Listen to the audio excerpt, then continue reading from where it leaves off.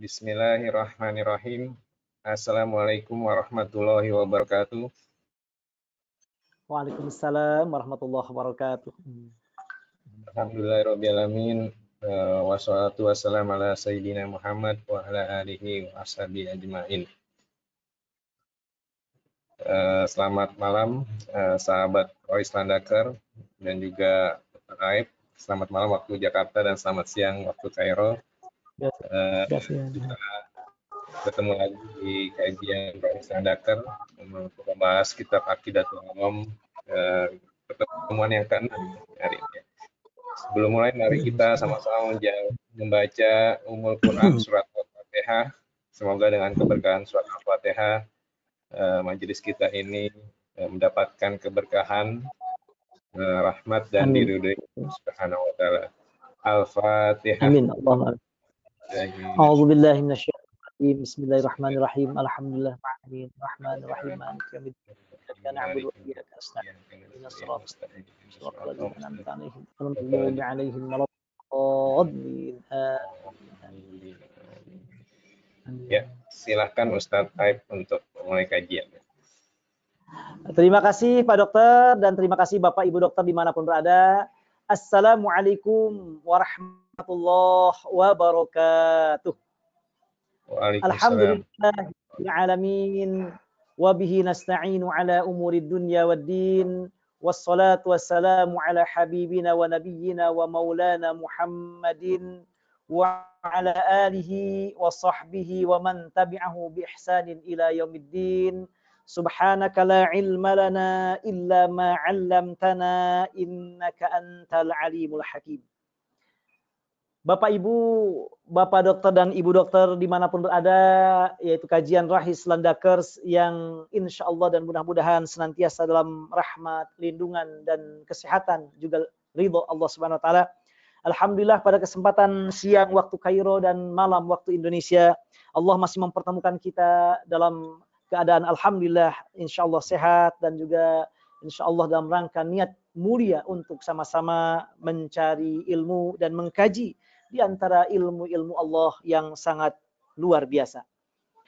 Pada kesempatan kali ini kita insya Allah masih melanjutkan kajian kitab Aqidatul Awam karya Al-Imam Syekh Ahmad Al-Marzuqi Al-Misri Al-Makki, seorang alim ulama ternama yang Masya Allah kitab Aqidatul Awam merupakan kitab yang di antara kitab akidah yang sangat masyhur di seluruh dunia. Bukan hanya di Indonesia tentunya, bukan hanya juga di Mesir, tapi juga di semua negara-negara Islam, baik negara-negara Arab ataupun yang lainnya. Dan kitab ini sebagaimana telah kita bahas merupakan kitab yang sangat Masya Allah, merupakan kitab yang sebagai kitab untuk pemula dalam mengkaji akidah atau bab atau ilmu tauhid atau ilmu akidah. Pada pertemuan sebelumnya kita sudah membahas beberapa masalah penting dan insya Allah pada hari ini kita menginjak pada halaqah yang ke-6, yaitu pertemuan yang ke-6 yang insya Allah kita akan membahas yaitu tentang iman kepada para malaikat. Setelah sebelumnya kita membahas tentang iman kepada para nabi dan rasul yang kita bahas dalam dua pertemuan, yaitu yang di mana Syekh Ahmad Marzuki menjelaskan tentang apa saja sifat wajib, sifat jaiz dan sifat mustahil bagi para nabi dan rasul, termasuk juga menjelaskan tentang nama-nama atau 25 nama nabi dan rasul yang wajib kita imani secara terperinci, karena 25 nama nabi dan rasul ini Allah sebutkan dalam Al-Quran. Ini alhamdulillah telah kita bahas semuanya dan insya Allah kita lanjutkan kepada bait berikutnya, yaitu bait nomor 21, nomor 22 dan nomor 23 yang insya Allah akan kita bahas pada pertemuan hari ini, yaitu berkaitan dengan iman kepada para malaikat. Sebelum kita mengawali, kita baca terlebih dahulu dari matan dari kitab bait daripada kitab Aqidatul Awam ini. Kita mulai dari nomor 1 sampai nomor 23 yang akan kita bahas. Bismillahirrahmanirrahim. Qala al-musannifu nafa'ana Allahu bihi wa bi'ulumihi fid dharain amin. Abda'u bismillahi warrahmani wa birrahimi daimil ihsani falhamdulillahil qadimil awwali والآخر الباقي بلا تحول ثم الصلاة والسلام سرمدا على النبي خير من قد وحدا وآله وصحبه ومن تبع سبيل دين الحق غير مبتدع وبعد فاعلم بوجوب المعرفة من واجب لله 20 صفة فالله موجود قديم باقي مخالف للخلق بالإطلاق وقائم غني وواحد وحي قادر مريد عليم بكل شيء سميع البصير والمتكلم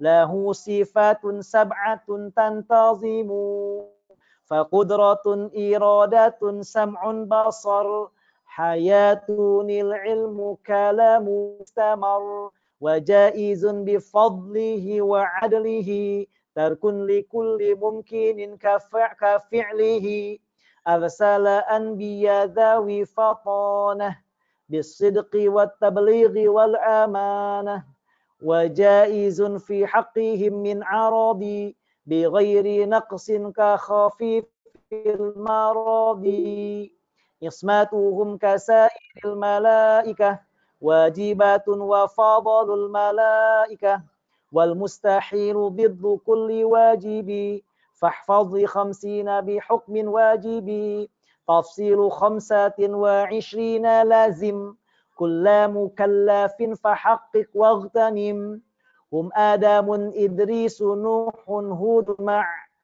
صالح وإبراهيم كل متبع لوط وإسماعيل إسحاق كذا يعقوب يوسف وأيوب احتذى شعيب هارون وموسى واليسع ذو الكفل داود سليمان اتبع إلياس يونس زكريا يحيى عيسى وطه خاتم دع غيا عليهم الصلاة والسلام وآلihim madamatil ayyamu. Nah, ini yang telah kita bahas pada pertemuan sebelumnya dan yang akan kita bahas insya Allah sekarang pada pertemuan sekarang yang ke-6 yaitu iman pada malaikat dalam 3 bait berikut ini. Wal malakul ladzi bila abin wa la akla la syurba wa la nauma lahum tafsilu 10 minhum jibrilu Mikalu, Israfilu, Azrailu, Munkar nakirun wa raqibun wa kadza, Atidu malikun wa ridwanuh taza. Nah, ini insyaallah yang akan kita jelaskan dari bait syair karya Syekh Al-Allamah Ahmad Al-Marzuqi Al-Maliki Al-Misri Al-Makki. Bapak Ibu yang berbahagia yang dirahmati Allah Subhanahu wa taala, pada kesempatan kali ini Syekh Ahmad Al-Marzuqi melanjutkan baitnya penjelasannya tentang akidah yaitu berkaitan dengan iman kepada para malaikat. Beliau mengatakan wal malaku dan malaikat. Nah, ini malak ini malaikat bentuk mufrad atau tunggal dari kata malaikah. Jadi malaikah artinya malaikat, malaikatnya banyak. Kalau malak satu malaikat. Jadi malaikat bentuk plural atau bentuk jamak. Hanya karena di kita di Indonesia sudah menjadi seperti bahasa baku menyebut malaikat Jibril. Nah, malaikat Jibril. Nah, ini sebenarnya dari sisi bahasa Arab kurang tepat. Karena kata malaikat itu bentuk jamak, artinya banyak. Sementara Jibril cuma satu. Jadi yang benar bukan malaikat Jibril tapi malak Jibril. Satu. Jadi malak itu satu malaikat. Tapi malaikatnya banyak. Ya, lebih dari 3. Nah, itu jamak. Malaikat. Nah, hanya karena kita sudah menjadi bahasa Indonesia yang sudah pas, tidak ada masalah. Meskipun sekali lagi yang paling tepat menyebut Jibril bukan malaikat tapi malak Jibril, malak Israfil, malak Israel, malak Ridwan. Jibril, Mikail, Israfil, Ridwan namanya malaikat. Nah, Syekh Ahmad Marzuqi mengatakan wal malakul ladzi bila abin wa malaikat itu tidak punya bapak dan tidak punya ibu, artinya tidak dilahirkan karena tidak seperti manusia. Bukan hanya itu, la akla la syurba, tidak makan, la syurba juga tidak minum, wala nauma lahum, dan mereka tidak pernah tidur. Karena malaikat bukan seperti manusia. bukan seperti manusia, dia makhluk tersendiri, bukan seperti makhluk jin dan juga bukan seperti makhluk manusia. Nah, itu malaikat. Jadi ada makhluk tersendiri yang bukan manusia, bukan juga seperti jin, namanya malaikat. Dia tidak dilahirkan, sementara jin dilahirkan, manusia dilahirkan, bahkan melahirkan. Jin dan manusia melahirkan. Kemudian juga tidak makan dan tidak minum, sementara jin dan manusia makan dan minum. Wala nauma lahum, malaikat tidak tidur, sementara jin dan manusia tidur, ada capek, istirahat. Malaikat tidak. Kemudian kata beliau, tafsilu asyrin minhum. Nah, malaikat yang wajib diyakini, diimani secara terperinci itu ada 10 jumlahnya. Meskipun nanti kita jelaskan lebih lanjut, jumlah malaikat sangat banyak sekali, Namun yang wajib kita imani, secara detail, secara terperinci, masuk namanya. Ketika disebutkan nama Jibril, kita sudah mengetahui beliau adalah di antara nama malaikat. Ketika disebutkan nama Israfil, Mikail, kita sudah mengetahui bahwa beliau adalah di antara nama malaikat. Nah, ini secara terperinci. Kemudian selain kita meyakini bahwasanya itu semua makhluk Allah yang mempunyai tugas masing-masing yang telah Allah tugaskan mereka. Kata beliau, kata Syekh Ahmad Marzuki, tafsilu asyrin. Nah, secara rinciannya atau yang wajib diimani secara terperincinya itu ada 10. Siapa? Minhum, yaitu mereka yang 10 ini siapa? Jibril, malaikat Jibril atau malak Jibril. Mikalu, Mikail. Israfil, Jibril yang bertugas menyampaikan wahyu. Nah, kemudian Mikail yang bertugas mengatur atau masalah rizki, menurunkan hujan, buah-buahan, tanaman, itu Mikail. Israfil yang bertugas meniup sangsakala. Bahwa nanti ada 2 tiupan. Tiupan pertama hancurnya dunia ini. Nanti kita akan jelaskan lebih detail insya Allah pada pas bahasan tentang iman kepada hari akhir. Hancur semua dunia ini, semua meninggal dunia kecuali Allah Subhanahu wa taala. Dan kemudian tiupan yang kedua dibangkitkan manusia dari kubur. Setelah hancur manusia semuanya, maksudnya setelah meninggal, dunia hancur, manusia tentunya sudah habis semuanya. Semua makhluk sudah meninggal semuanya. Kemudian nanti malaikat Israfil meniupkan tiupan yang kedua, yaitu di mana semua makhluk dibangkitkan dari kuburnya. Ini Israfil. Kemudian berikutnya Azrail. Ini yang paling tepat kata Syekh Nawawi Al-Bantani atau juga para ulama yang lain menyebutnya bukan Israel tapi Azrail. Meskipun tentu disebut Israel juga tidak ada masalah. Seperti yang telah kita umumnya kita dengar malaikat Israel atau Israel pakai ain bukan i, bukan hamzah. Israel atau boleh juga disebut dengan Azrail. Ini malaikat yang paling kita takut. Karena tugasnya adalah mencabut nyawa. Makanya kalau kita perhatikan orang-orang banyak yang namanya semua malaikat. Ada Muhammad Jibril. Siapa namanya? Mikail. Siapa namanya? Israfil. Ada. Siapa namanya? Ridwan. Ada. Tapi saya belum pernah mendengar ada orang yang memberikan putranya dengan nama malaikat Izrail. Waduh. Kalau ada namanya siapa namanya? Israel. Waduh, orang-orang nggak mau salaman, jangan-jangan karena takut dengan malaikat yang satu ini, yaitu Azrail yang bertugas mencabut nyawa. Kemudian kata Syekh Ahmad Marzuki, munkar, nakirun. Nah, ini munkar dan nakir. 2 malaikat ini bertanya kepada hamba-hambanya yang berada di alam kubur. Nah, ditanya, di malaikat yang menanyai, siapa Tuhanmu? Apa agamamu? Kemudian lain sebagainya. Nah, ini adalah munkar dan nakir.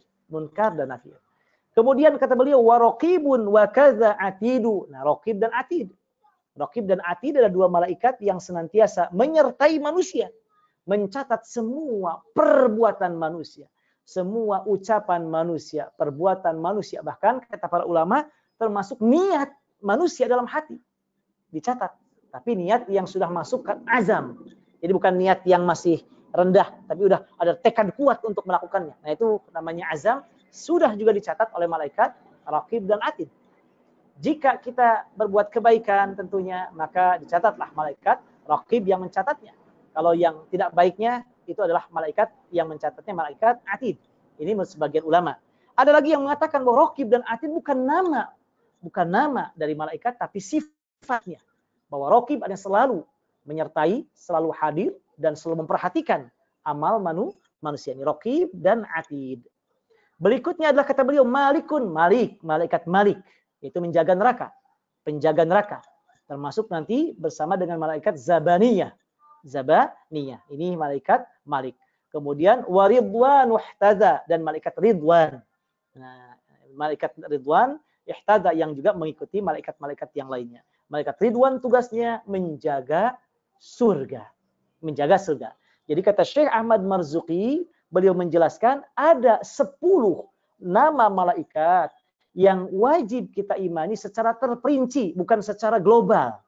Kalau secara global kita meyakini bahwa Allah mempunyai malaikat, ya, mempunyai makhluk yang namanya malaikat yang jumlahnya tidak terbatas, banyak sekali. Nanti dalilnya kita jelaskan pada pertemuan berikutnya. Pada penjelasan lebih detail nanti setelah ini. Kita jelaskan dalilnya bahwa jumlah malaikat sangat banyak sekali. Nah, kepada yang lain kita beriman bahwa Allah mempunyai malaikat yang jumlahnya banyak. Ada malaikat penjaga gunung, penjaga arash. Kemudian juga malaikat yang ditugaskan di dalam rahim istri, rahim seorang wanita. Nah, malaikat, kita meyakini semua itu. Namun yang wajib diyakini secara terperinci, paling tidak kita mengenal nama-namanya. Bahwa nama Jibril adalah malaikat, Mikail adalah nama malaikat, Israfil adalah nama malaikat. Syukur-syukur hafal dengan tugas-tugasnya. Maka ini ada 10 kata para ulama, sebagian disampaikan diantaranya oleh Syekh Ahmad Al-Marzuki. Sekali lagi, ada 10 malaikat yang wajib diimani secara terperinci. Jibril, nah ini kepalanya malaikat, ketuanya malaikat Jibril. Mikail, Israfil, Izrail. Ini kata para ulama, empat malaikat ini adalah kepalanya semuanya. Pimpinan semua malaikat 4 ini.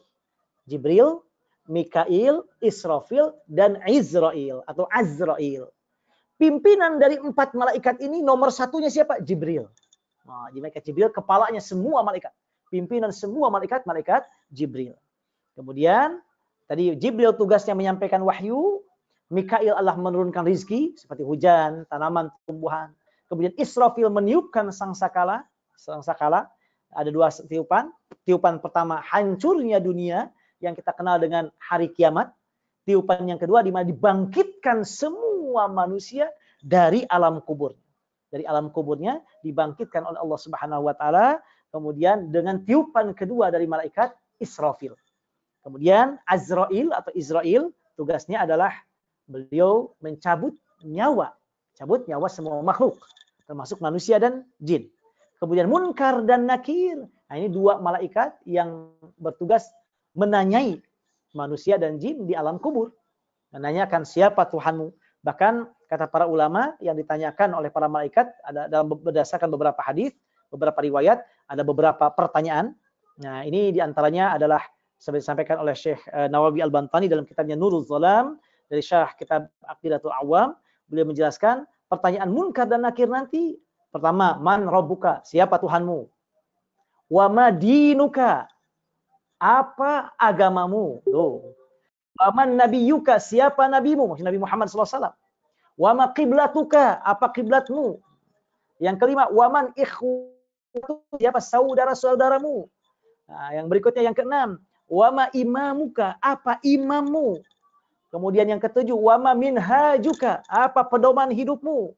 Yang berikutnya, wa ma amaluka, dan apa amalmu? Nah, ini kata para ulama di antara disampaikan oleh Syekh Nawawi Al-Bantani, di pertanyaan malaikat banyak. Dia tidak hanya man rabbuka wa ma dinuka atau wa man nabiyuka saja, tapi juga beliau menyampaikan sampai ada 8. Man rabbuka, apa Tuhan, siapa Tuhanmu, apa agamamu, siapa nabimu, apa kiblatmu, siapa saudara-saudaramu, apa imammu, kemudian juga apa pedoman hidupmu, kemudian apa amalmu. Nah, ini ada 8 pertanyaan. Ini menurut para ulama.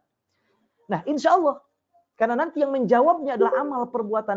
Sekalipun kita nggak bisa bahasa Arab sekarang. Aduh, saya nggak bisa bahasa Arab bagaimana? Nah, nggak apa-apa. Karena insya Allah selama kita soleh, dekat dengan Allah dari sekarang, taat beribadah kepada Allah, menebarkan kebaikan, menebarkan kasih sayang kepada semua makhluk Allah, apapun agamanya, apapun jenisnya, insya Allah kita termasuk yang bisa menjawabnya dengan mudah dengan izin Allah. Kalau ditanya man rabbuka, siapa Tuhanmu? Nah, kata para ulama, insya Allah orang yang mukmin, yang taat kepada Allah, termasuk insya Allah seluruh anggota kajian Rohis Landakers, insya Allah Bapak Ibu dokter yang berbahagia dimanapun ada, insya Allah akan mudah menjawabnya. Rabbiyallah wahdahu la syarikalah. Tuhanku adalah Allah, tidak ada Tuhan selain Allah. Kemudian apa agamamu? Islam. Siapa nabimu? Nabi Muhammad SAW. Apa kiblatmu? Tentu Ka'bah. Kemudian siapa saudara-saudaramu? Jawabannya al-mu'minun, orang-orang beriman. Kemudian apa imammu? Imam kami adalah Al-Quran. Apa pedoman hidup? Minhajnya. Minhaj, pedoman kita, sunnah. Nah, sunnah. Nah, sunnah Rasulullah. Kemudian apa perbuatanmu? Wa ma'amaluka. Nah, ini luar biasa. Kata Syekh Ahmad Bantani, orang mukmin nanti akan menjawab ketika wa ma'amaluka, apa amal perbuatanmu? Ana qara'tu kitaballahi fa amantu bihi wa sadaqtuhu. Aku membaca Al-Qur'an, aku mengimaninya dan membenarkan apa yang terkandung di dalamnya. Jadi artinya menunjukkan saking pentingnya kita membaca Al-Qur'an, membaca Al-Qur'an khususnya membaca Al-Qur'an. Sampai di antara pertanyaan nanti adalah apa amal perbuatanmu nanti? Jawabannya orang yang beriman dan taat kepada Allah SWT akan menjawabnya bukan aku ini itu, bukan, tapi aku membaca kitab Allah, membaca Al-Qur'an, dan aku beriman kepadanya dan juga mengimani, membenarkan semua kandungan dari Al-Qur'an tersebut. Nah, ini mudah-mudahan Bapak Ibu bahagia, sesibuk apapun jangan lupa baca Al-Qur'an. Baca Al-Qur'an, syukur-syukur 2 kali dalam 1 hari. Apa 2 hari? 2 kalinya setelah subuh sebelum kita memulai pekerjaan. Artinya kita awali pekerjaan kita yaitu dengan Al-Qur'an. Atau yang kedua yaitu nanti setelah maghrib. Nah, pas malam, jadi sebelum mengawali malam kita mulai dengan Al-Qur'an. Sebelum mengawali siang kita, awali dengan Al-Qur'an. Nah, tentunya ini fleksibel keadaan Bapak Ibu. Kalau memungkinkan demikian, Masya Allah. Kalau tidak, sesuaikan dengan keadaan Bapak Ibu. Yang penting, jangan sampai kita tidak membaca Al-Qur'an. Karena kata para ulama di antaranya Syekh An-Nawawi Al-Bantani dalam kitabnya Nuruz Zalam, bahwa di antara pertanyaan munkar dan nakir nanti adalah apa amalmu, perbuatanmu. Maksud perbuatan ini adalah baca Al-Qur'an enggak? Sering baca Al-Qur'an atau tidak?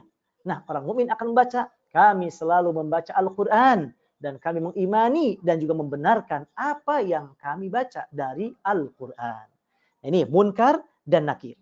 Nah, kemudian selain munkar dan nakir tadi adalah Raqib dan Atid. Raqib dan Atid 2 malaikat yang selalu menyertai manusia, memperhatikan, mencatat apa yang dilakukan oleh manusia. Kemudian Malik yaitu penjaga neraka dan Ridwan penjaga surga. Nah, itu yang dijelaskan oleh Syekh Ahmad Al-Marzuqi dalam kitab Aqidatul Awam. Baik, kita rinci sekarang, jelaskan lebih detail dari bait yang tadi. Nah, Bapak Ibu bahagia, malaikat ini diciptakan dari apa? Nah, ini kita lebih detail lah ini. Kata para ulama berdasarkan sabda Rasulullah SAW bahwa malaikat diciptakan dari cahaya. Dan sebelum kita menginjak kepada hadisnya, perlu diketahui bahwa Allah Subhanahu wa taala dalam Al-Qur'an menjelaskan secara tegas pentingnya, wajibnya seorang mukmin dan mukminah mengimani akan adanya makhluk Allah yang bernama malaikat. Wajib. Secara global kita yakin bahwa Allah mempunyai makhluk namanya malaikat. Jumlahnya tidak terbatas. Nah, kemudian wajib juga mengimani secara rinci bahwa dari sekian banyak jumlah malaikat tersebut yang Allah tegaskan nama-namanya itu ada 10 di antaranya. Kan ada juga yang lainnya yang enggak termasuk 10. Tapi kata para ulama, 10 nama malaikat ini wajib kita imani secara terperinci. Maksud terperinci, paling tidak kita mengetahui nama-namanya, 10 malaikat ini nama-namanya.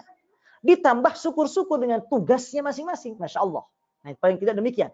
Nah, yaitu Jibril dan seterusnya yang telah kita bahas tadi. Nah, saking pentingnya beriman kepada para malaikat sampai Allah menegaskan dalam Al-Quran dalam surah Al-Baqarah ayat 285 bahwa keimanan seseorang belum dipandang mantap, belum dipandang sempurna, belum dipandang mencukupi manakala tidak beriman kepada para malaikat. Tidak mengimani para malaikat. Jadi kalau dia yakin dengan Allah, oke. Yakin dengan Nabi Muhammad, masih. Yakin dengan kitab-kitab Allah, oke.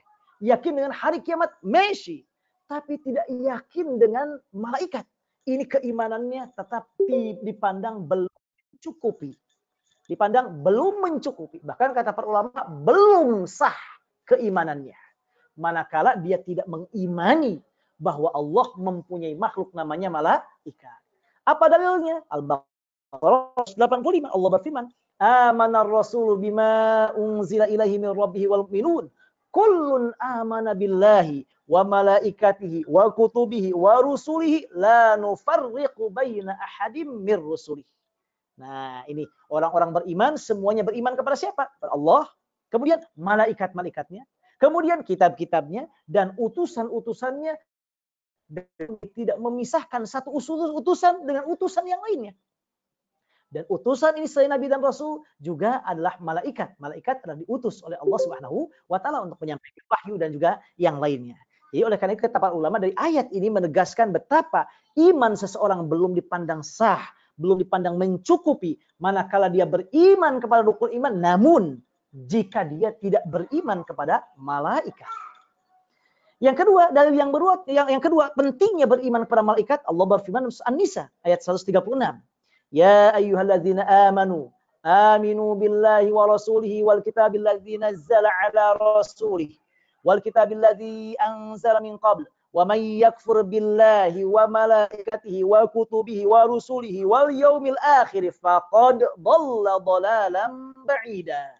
Kata Allah, siapa yang tidak yakin, yang ingkar, tidak mempercayai, tidak mengimani kepada Allah, malaikatnya, kitab-kitabnya, rasul-rasulnya, hari akhir, faqad dhalla dhalalan ba'ida. Sungguh dia telah sesat dengan sesat yang sangat-sangat jauh. Sesat yang sangat-sangat jauh. Jadi oleh karena itu, siapa yang tidak beriman kepada malaikat, Allah menegaskan sesat yang jauh. Faqad dhalla dhalalan ba'ida. Tuh, subhanallah. Sampai menegaskan dengan taukid penguat, faqad, sungguh dia telah sesat dengan sesat yang sangat jauh. Oleh karena itu sekali lagi, beriman meyakini akan adanya makhluk yang bernama malaikat wajib hukumnya bagi seorang mukmin dan mukminah. Dan wajib secara terperinci untuk 10 nama malaikat yang telah kita jelaskan tadi. Kemudian dari apa diciptakan malaikat? Malaikat diciptakan sebagai sabda Rasulullah dari cahaya. Kalau manusia dari tanah, maksud Nabi Adam. Manusia pertama Nabi Adam alaihissalam Allah ciptakan dari tanah sebagaimana firman Allah dan juga sabda Rasulullah. Jin Allah ciptakan dari api. Malaikat Allah ciptakan dari cahaya. Di antara dalilnya hadis sahih riwayat Imam Muslim dalam sahihnya diterima dari Sayyidah Aisyah, Rasulullah Shallallahu alaihi wasallam bersabda, "Khuliqatil malaikatu min nur." Allah menciptakan malaikat dari cahaya, min nur, dari cahaya. Wa khuliqal jan mimma rijim min nar. Sementara Allah menciptakan jin dari api. Dari api. Jadi jin Allah ciptakan dari api, malaikat Allah ciptakan dari cahaya. Lalu kapan malaikat Allah ciptakan? Wallahu a'lam. Kita nggak mengetahui dan memang kata para ulama tidak ada keterangan yang menjelaskan kapan persisnya, detailnya, waktunya Allah menciptakan malaikat. Wallahu a'lam. Tidak ada keterangannya. Hanya yang jelas Allah menciptakan malaikat jauh sebelum Allah menciptakan manusia. Sekali lagi, Allah menciptakan menciptakan malaikat jauh sebelum Allah menciptakan manusia. Sebelum Allah menciptakan Adam.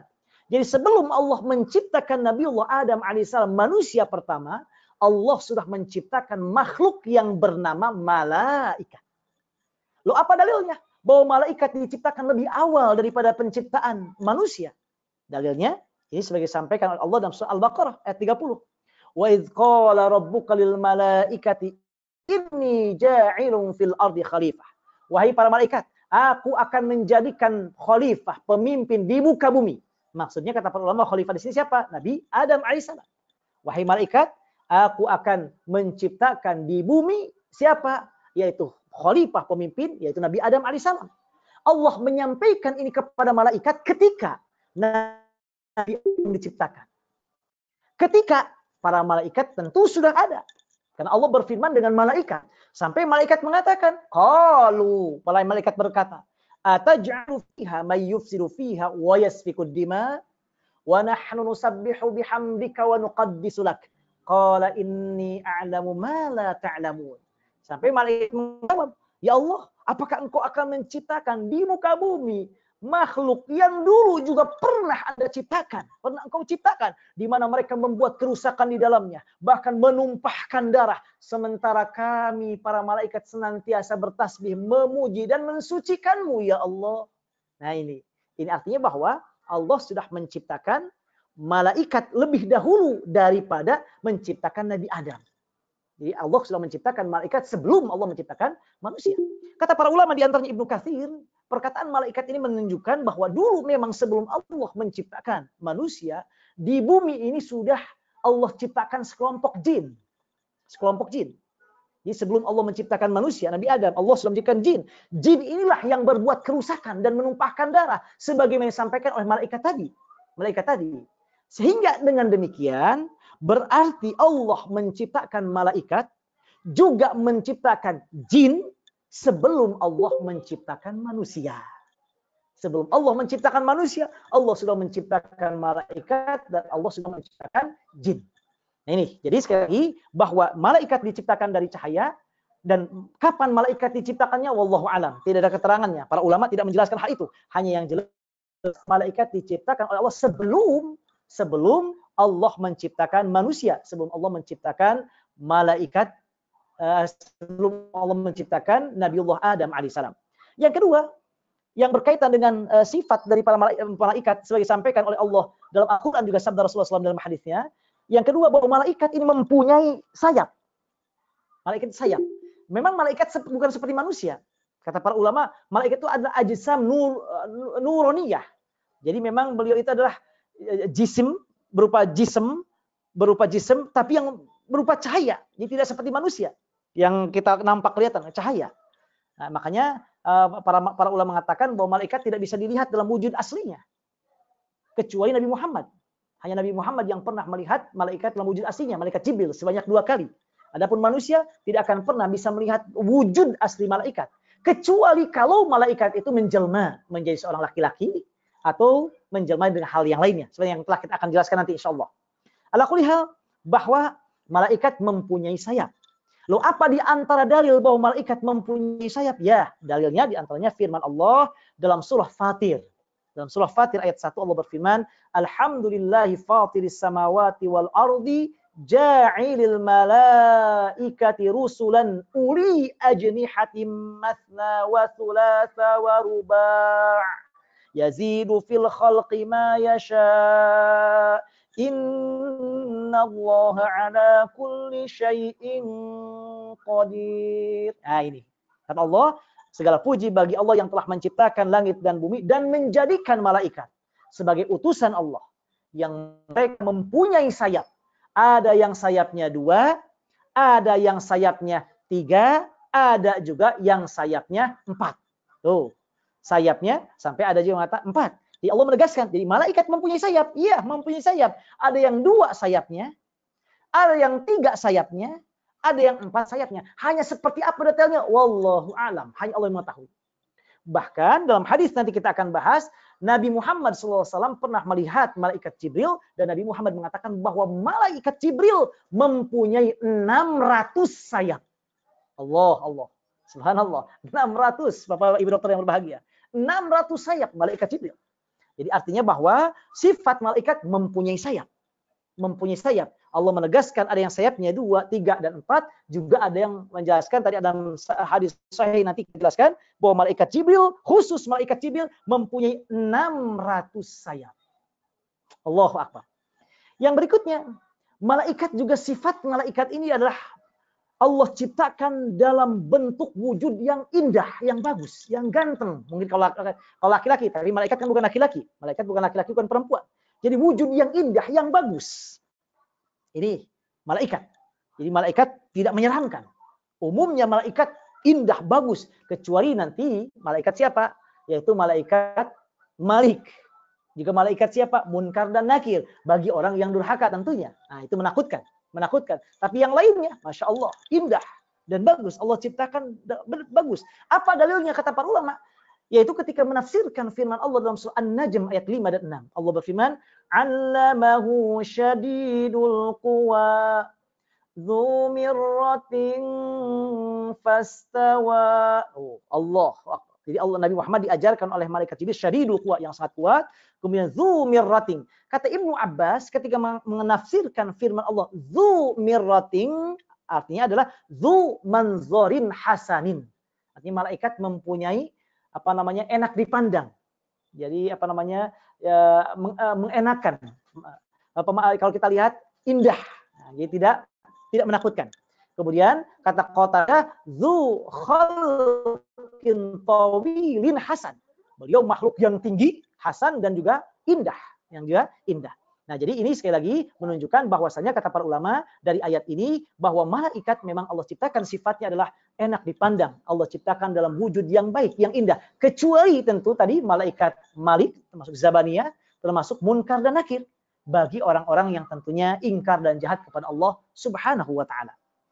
Kemudian, nah ini, apa dalilnya bahwa ada malaikat yang diciptakan memang kurang mengenakan kita pandang, khususnya bagi orang-orang durhaka. Nah ini yaitu malaikat penjaga neraka, di antara Malik, Zabaniyah dan yang lainnya. Loh apa dalilnya? At-Tahrim, firman Allah surat At-Tahrim ayat 6. Allah berfirman, ya ayyuhalladzina amanu qu anfusakum wa ahlikum nar wa quduhan nas wal hijarah. Kayu bakarnya api tersebut apa? Yaitu manusia dan batu. Lalu kata Allah, alaiha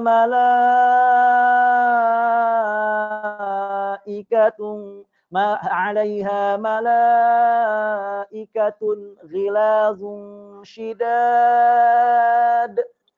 Di dalam neraka malaikatun ghilaz, yang keras, shidad, yang tidak pernah senyum. Nah, ini tentu malaikat Malik, Zabaniyah, malaikat yang menjaga neraka. Loh kenapa demikian? Tidak mengenakan dipandang. Karena khusus untuk orang-orang yang durhaka. Jadi memang malaikat secara umum adalah enak dipandang. Allah ciptakan dalam bentuk enak yang dipandang. Hanya ada beberapa malaikat, diantaranya penjaga neraka. Sebagaimana firman Allah dalam surat At-Tahrim ayat 6. Alaiha malaikatun ghilazun shidad. La ya'sunallaha ma amarahum wa yaf'aluna ma yu'marun. Yang berikutnya perlu diketahui juga bahwa malaikat tidak dan bukan laki-laki, bukan perempuan. Malaikat tidak seperti manusia, tidak seperti jin, tidak laki-laki dan tidak perempuan. Seperti apa? Wallahu a'lam. Dan juga mohon maaf, juga tidak tidak antara laki-laki dan perempuan.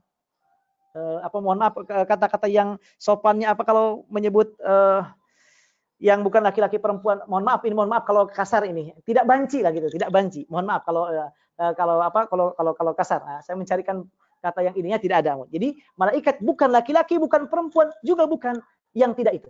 Pokoknya malaikat adalah sosok yang tidak seperti manusia dan tidak seperti jin. Apa dalilnya bahwa Allah menegaskan atau sifat malaikat itu bukan laki-laki, bukan perempuan, juga bukan banci? Itu diantaranya adalah firman Allah dalam surat Az-Zukhruf ayat 19. Nah, di mana Allah mengecam orang-orang yang mengatakan, orang-orang yang dahulu yang mengatakan bahwa malaikat perempuan, bahwa malaikat itu perempuan. Allah mengecam. Nah, Allah berfirman, waja'alul malaikata alladzina hum ibadur rahmani inasa. Mereka orang-orang durhaka telah mensifati, menjadikan malaikat yang merupakan hamba Allah yang luar biasa itu perempuan. Bahwa malaikat itu perempuan. Allah kecam mereka. Artinya bahwa malaikat bukan perempuan. Pun demikian, bukan laki-laki. Kemudian kata Allah, asyahidu khalqahum. Apakah kamu melihat penciptaannya seperti apa? Malaikat itu pernah melihat malaikat seperti apa? Ini Allah mengecam. Sampai kamu berani mengatakan bahwa malaikat itu perempuan. Dari mana? Nah, ini Allah. Lalu kata Allah, satuktabu syahadatuhum wa yus'alun. Allah akan catat pengakuan yang tidak benar itu. Dan kelak pada hari kiamat Allah akan mintai pertanggungjawaban. Siapa yang mengatakan malaikat laki-laki atau perempuan. Jadi yang jelas sekali lagi, malaikat bukan laki-laki dan juga bukan perempuan. Karena malaikat bukan laki-laki dan bukan perempuan, maka malaikat gak menikah. Malaikat tidak seperti manusia, tidak seperti jin. Jin menikah. Manusia jin menikah. Kita bahas tentang alam jin. Karena itu masuk di antara bagian juga. Mungkin di akhirnya alam malaikat, kemudian alam jin. Meskipun dalam matan akidah awam tidak disebutkan tentang jin. Tapi insya Allah kita jelaskan. Sebagian disampaikan oleh para ulama juga ketika membahas biasanya. Setelah membahas alam malaikat, juga menyelipkan bahasan tentang alam jin. Nanti insya Allah kita bahas juga. Jadi malaikat karena bukan laki-laki dan perempuan, dia tidak menikah. Kemudian karena tidak menikah otomatis tidak punya anak dan juga tidak dianakkan, tidak dilahirkan. Kemudian wala yanamuna wala yakuluna wala yashrabun. Malaikat tidak tidur dan juga tidak makan, juga tidak minum. Malaikat tidak makan dan tidak minum. Tidak tidur juga. Apa dalilnya malaikat tidak makan dan minum? Dalam Al-Qur'an. Banyak sekali di antaranya firman Allah dalam surah Hud ayat 69 sampai ayat 70. Ketika para malaikat menjelma manusia datang bertamu kepada Nabi Ibrahim. Allah berfirman, "Wa laqad ja'at rusuluna Ibrahim bil busyra qalu salama." Qala salam fama labitha an jaa bi'ijlin hanid. Para malaikat datang kepada Nabi Ibrahim untuk mengabarkan bahwa Sarah istrinya akan hamil dalam wujud mereka berbentuk manusia, wujud manusia datang bertamu kepada Nabi Ibrahim. Karena Nabi Ibrahim orang yang sangat terkenal menghormati tamu, beliau ke belakang enggak tanya-tanya, dia potong seekor sapi yang masih muda, yang jantan, yang enak, kemudian beliau masak. Nabi Ibrahim terkenal menghormat tamu, sangat menghormat tamu. Beliau selalu menjamu tamu. Menjamu tamu. Nah, dan ini termasuk dalam menjamu tamu termasuk di antara ajaran Islam yang mulia. Sampai Allah mengatakan, dan Rasul mengatakan, siapa yang beriman kepada Allah dan hari akhir, fal yukrim dhaifah, maka muliakanlah tamunya. Nah, Nabi Ibrahim ke belakang kemudian motong sapi yang masih muda, Masya Allah, yang paling bagus, yang paling enak, disajikanlah. Falamma ra'a aydiyahum la tasilu ilaihim nakirahum wa awjasa minhum khifah. Ketika Nabi Ibrahim menyajikan makanan tersebut, itu malaikat gak menyentuhnya. Sementara kalau manusia diberikan hadiah tersebut, diberikan makanan, wah langsung disantap. Ini ketika dihadirkan demikian gak disentuhnya. Jadi gak dimakannya, jangan dimakan, disentuh aja tidak. Sehingga Nabi Ibrahim timbullah dalam diri beliau takut. Nah, ini sifat jaiz bagi seorang Nabi dan Rasul. Takut seperti manusia. Takut, ini orang kok gak makan? Tamu kok gak makan? Aneh, gak seperti biasanya. Lalu malaikat ketika tahu demikian, qalu la takhaf, wahai Ibrahim jangan takut. Inna ursilna ila qaumi Lut. Kami ini malaikat yang Allah utus untuk menemui kaum Nabi Lut alaihi salam. Ini artinya bahwa malaikat tidak makan dan tidak minum. Makanya ketika disodori makanan oleh malaikat Nabi Ibrahim alaihissalam, mereka tidak menyentuhnya karena malaikat tidak makan, tidak minum, tidak tidur, tidak melahirkan, tidak dilahirkan. Nah ini, dan juga bukan laki-laki dan juga bukan perempuan. Al-Imam As-Suyuti dalam kitabnya Al-Habaik fi Akhbaril Malaik mengutip perkataan Al-Imam Fakhruddin Ar-Razi, beliau mengatakan annal ulama'a ittafaqu ala annal malaikata la ya'kuluna wa la yashrabuna wa la yatanakahun. Bahwa para ulama telah sepakat bahwa malaikat tidak makan, tidak minum dan tidak menikah. Malaikat tidak makan, tidak minum dan tidak menikah. Yang berikutnya, malaikat juga tidak pernah capek. Dia ada malaikat yang Allah ciptakan dari awal sujud terus sampai hari kiamat. Ada malaikat yang Allah ciptakan, ada malaikat yang Allah ciptakan dia untuk bertasbih, terus bertasbih sejak dia diciptakan sampai hari kiamat nanti, dia terus bertasbih, tidak pernah takut, tidak pernah capek, tidak pernah bosan, tidak seperti kita manusia. Dalilnya, nah Allah berfirman dalam surah Al-Anbiya ayat 20, yusabbihuna al-laila wan-nahara la yafturun. Mereka bertasbih kepada Allah siang dan malam dan tidak pernah bosan, tidak pernah capek, tidak pernah terus beribadah. Malaikat subhanallah. Subhanallah. Imam As-Suyuti dalam kitab tersebut tadi, dalam kitab Al-Habaik, beliau menjelaskan ketika menafsirkan firman Allah Al-Anbiya ayat 20 tadi, la yafturun, maksudnya kata beliau ala annal malaikata la yanamun. Dari tersebut menunjukkan bahwa malaikat juga tidak tidur karena malaikat tidak pernah capek. Karena tidak pernah capek, maka tidak mungkin dia tidur. Artinya dari sini dari ayat tersebut kata Imam As-Suyuti menukil perkataan Imam Ar-Razi bahwa malaikat tidak tidur. Dan tidak pernah capek, tidak juga bosan. Berikutnya sifat malaikat yang Allah jelaskan dalam Al-Qur'an juga dalam sunnah Rasulullah SAW. Nah, ini penting tentang, ini sering kali ditanyakan, apakah mungkin manusia bisa melihat wujud asli malaikat? Para ulama mengatakan tidak.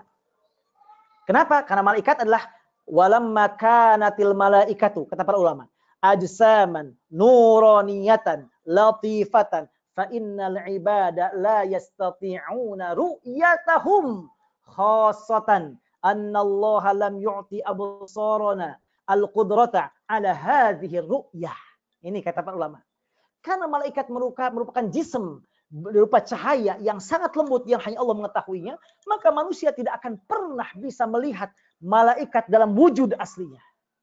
Terlebih kata para ulama, karena Allah tidak memberikan kepada manusia, kepada mata manusia, kekuatan untuk bisa melihat itu. Jadi mata kita terbatas.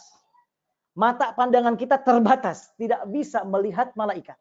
Allah tidak menciptakan dalam mata kita kekuatan untuk melihat itu. Sementara nanti kalau kita masuk ke surga, kata para ulama, kalau kita masuk ke surga, kita bisa melihat malaikat. Kita bisa melihat malaikat di surga. Loh kenapa? Karena saat itu Allah memberikan kekuatan kepada pandangan kita untuk bisa melihat malaikat yang waktu di dunia kita tidak diberikan kekuatan itu oleh Allah. Nah, jadi itulah. Jadi malaikat tidak bisa dilihat dalam wujud aslinya. Kata para ulama, tidak pernah ada satu umat pun, satu manusia pun yang bisa melihat malaikat dalam wujud aslinya selain Nabi Muhammad sallallahu alaihi wasallam. Walam yaral malaikata fi suwarihimul haqiqati min hadhil ummati illa Rasul sallallahu alaihi wasallam. Ini kata para ulama. Tidak ada satupun manusia yang dapat melihat wujud asli malaikat selain Nabi kita, Nabi Muhammad. Allahu Akbar, Allahu Akbar. Nabi dan Rasul yang lain pun tidak bisa. Tidak bisa melihat wujud asli malaikat. Kecuali hanya Allah berikan untuk Nabi kita tercinta. Subhanallah. Dan alhamdulillah Allah ciptakan kita sebagai umat Nabi Muhammad. Di mana Allah berikan kelebihan-kelebihan, keistimewaan-keistimewaan untuk Nabi kita yang tidak Allah berikan untuk Nabi dan Rasul yang lainnya. Di antaranya, tidak ada satupun makhluk, termasuk Nabi dan Rasul, yang bisa melihat wujud asli malaikat. Ini kata para ulama. Asli wujudnya malaikat kecuali hanya Nabi kita tercinta Nabi Muhammad SAW. Kata para ulama, Rasulullah SAW bisa melihat malaikat Jibril dalam wujud aslinya. Itu paling disebutkan dua kali. Yang pertama, ini adalah ketika ketika itu mulai fatrah, ada wahyu tidak turun. Ini disampaikan dalam hadis sahih, tentunya dalam hadis riwayat Imam Muslim. Jadi ketika beliau sudah diutus oleh Allah SWT menjadi seorang nabi, 3 tahun setelahnya kata para ulama, nah ketika itu wahyu tidak turun-turun. Kemudian kata Rasulullah SAW, kata beliau, fabainama ana amshi, ketika aku sedang jalan, sami'tu sautan minas sama, hadis sahih riwayat Imam Bukhari Muslim, hadis sahih riwayat Imam Bukhari. Ketika aku sedang jalan, tiba-tiba aku mendengar suara minas sama dari langit. Farafa'tu basari, lalu aku angkat pandanganku ke langit. Qibalas samai, ke langit. Fa idzal malakul ladzi ja'ani bi Hira qa'idun ala kursiyyin bainas samai wal ard.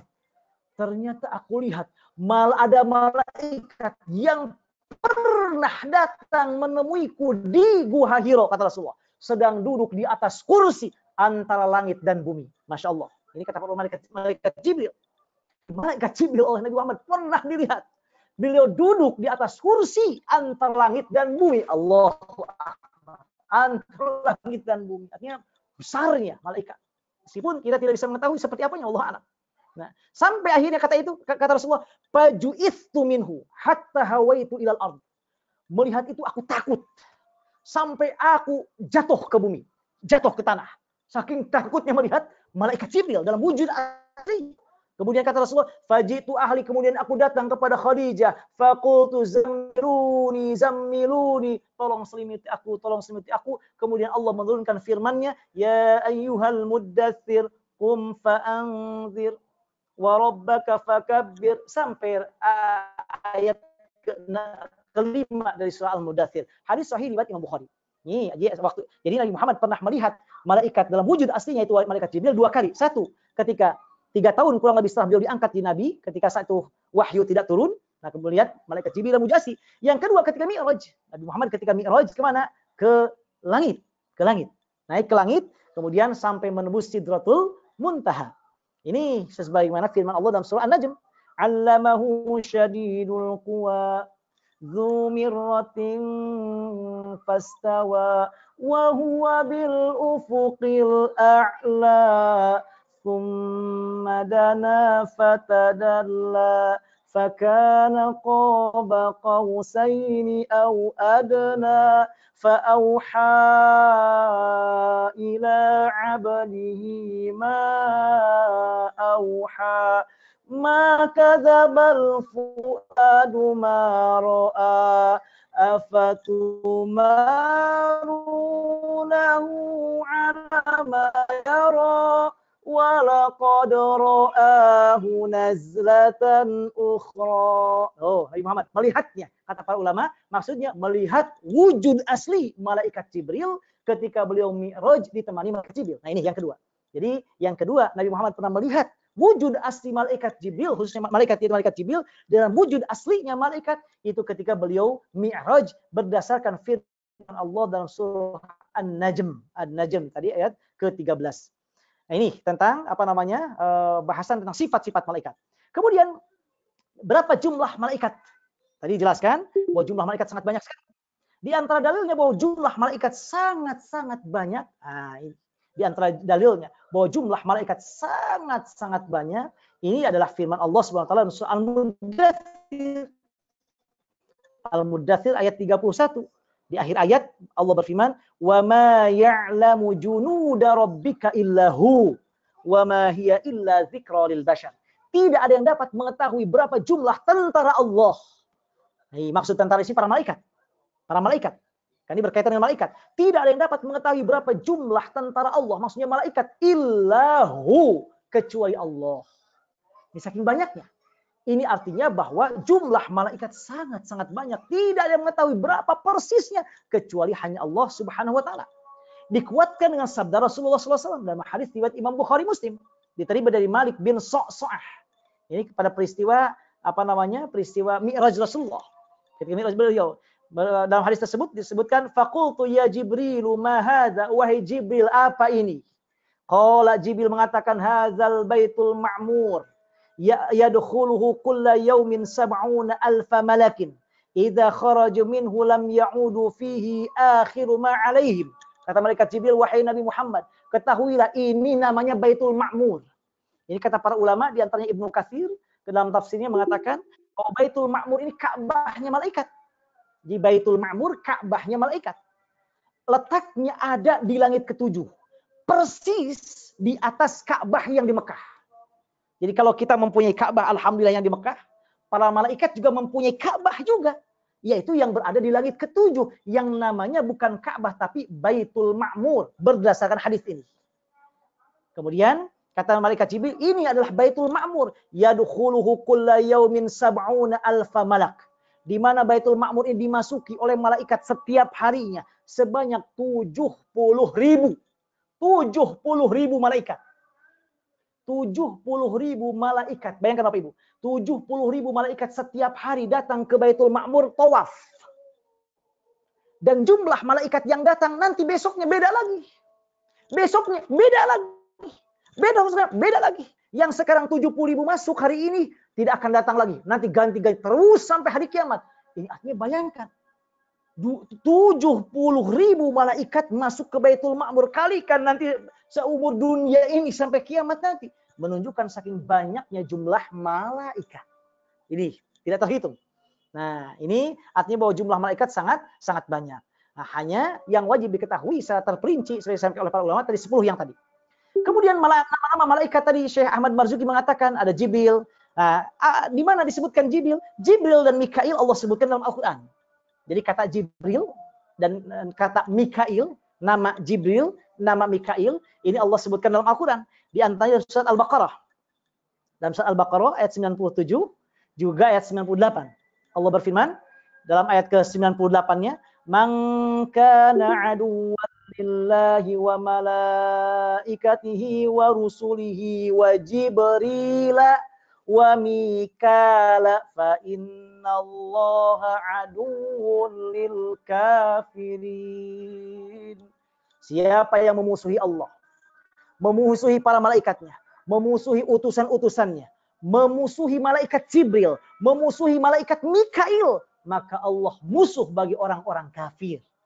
Allah menyebut Jibril, Mikail. Jibril ini juga disebut dalam Al-Quran sering disebut dengan ar-ruh. Tanazzalul malaikatu war-ruhu. Kata para ulama maksudnya malaikat Jibril. Jadi Jibril, Mikail disebutkan dalam Al-Quran. Israfil. Nama Israfil disebutkan oleh Rasulullah dalam hadis. Di antara dalam hadis sahih riwayat Imam Muslim. Dalam hadis sahih riwayat Imam Muslim, ketika Nabi Muhammad berdoa, ini kata Sayyidah Aisyah, ketika Sayyidah Aisyah ditanya, bi ayyi syai'in kana Nabiullah sallallahu alaihi wasallam yaftatihu salatahu idza qama minal lail? Doa apa yang pertama kali disampaikan oleh Allah ketika beliau disampaikan oleh Rasulullah kepada Allah Subhanahu wa taala, yang dimohonkan oleh Rasulullah kepada Allah Subhanahu wa taala ketika beliau pertama kali bangun tidur. Doanya apa? Kata Sayyidah Aisyah, kana idza qama minal laili iftataha salatahu, beliau memulai doanya adalah dengan apa? Allahumma rabba Jabraila wa Mikaila wa Israfila fatiras samawati wal ardh alimal ghaibi wasyahada anta tahkum baina ibadik fima kanu fi yakhtalifun ihdini lima ikhtulifa fihi minal haqqi biiznik innaka tahdi man tasya'u ila siratim mustaqim. Hadis sahih Imam Muslim. Rasul berdoa, ya Allah, Tuhannya Jibril, Tuhannya Mikail, Tuhannya Israfil. Jadi Israfil tidak disebutkan dalam Al-Qur'an, tidak ada, tapi disebutkan oleh Rasulullah dalam hadis sahih Imam Muslim. Malaikat Malik tadi disebutkan, yang 10 tadi Allah sebutkan dalam Al-Qur'an dalam surah Az-Zukhruf. Dalam surah Az-Zukhruf ayat 77 Allah menyebut nama malaikat Malik. Wa nadaw ya Maliku liyaqdi 'alaina rabbuk qala innakum makithun. Nah, penghuni neraka berkata, wahai Malik, wahai malaikat Malik. Wahai malaikat Malik. Nah, mengatakan, nah ini Malik dalam ayat ini maksudnya kata para ulama siapa? Yaitu malaikat Malik yang penjaga neraka. Malaikat Ridwan. Nah, malaikat Ridwan juga disampaikan oleh para ulama, juga disebutkan dalam beberapa hadis. Ini diantaranya disampaikan oleh Imam Ibnu Katsir dalam kitabnya Al-Bidayah wan Nihayah. Beliau mengatakan, wa khazinul jannati malakun yuqalu lahu Ridwan jaa musrihan bihi fi ba'dil ahadits. Jaa musarrihan bihi fi ba'dil ahadits. Jadi kata beliau bahwa malaikat yang menjaga surga ini bernama yaitu malaikat Ridwan. Ini sebagai disampaikan dalam beberapa hadis. Ini kata Ibnu Katsir dalam Al-Bidayah wan Nihayah. Berarti Ridwan tidak disebutkan dalam Al-Qur'an tapi disebutkan dalam sebagian hadis. Munkar dan Nakir disebutkan di mana? Tidak dalam Al-Qur'an tapi disebutkan dalam hadis. Munkar dan Nakir, malaikat Munkar dan Nakir. Di antaranya dalam hadis riwayat Imam At-Tirmidzi dalam sunannya dengan sanad hasan diterima dari Abu Hurairah, Rasulullah SAW bersabda, "Idza qubiral mayyitu aw qala ahadukum atahu malakani aswadani azraqani yuqalu li ahadihimal munkaru wa bil akharil nakir." Tuh ini. Ketika manusia nanti dikuburkan, kita semua dikuburkan. Nanti akan datang 2 malaikat, aswadani, hitam, azraqani, matanya biru. Kemudian kata Rasulullah, yuqalu li ahadihimal munkar. Salah satunya disebut dengan munkar. Yang kedua, walil akhar an-nakir, nakir. Jadi munkar dan nakir. Di 2 nama malaikat munkar dan nakir disebutkan dalam sabda Rasulullah SAW, hadis riwayat Imam At-Tirmidzi dengan sanad hasan. Kemudian Raqib dan Atid. Tadi Raqib dan Atid yang menulis catatan kita, yang selalu kemana-mana bersama dengan kita. Ini disebutkan oleh Allah dalam Al-Quran. Raqib dan Atid ada dalam Al-Quran. Di antara dalam surat Qaf ayat ke-17 dan ke-18. Ayat ke-18 khususnya. Allah berfirman, kita baca di ayat ke-16-nya, surat Qaf ayat 16 sampai 18.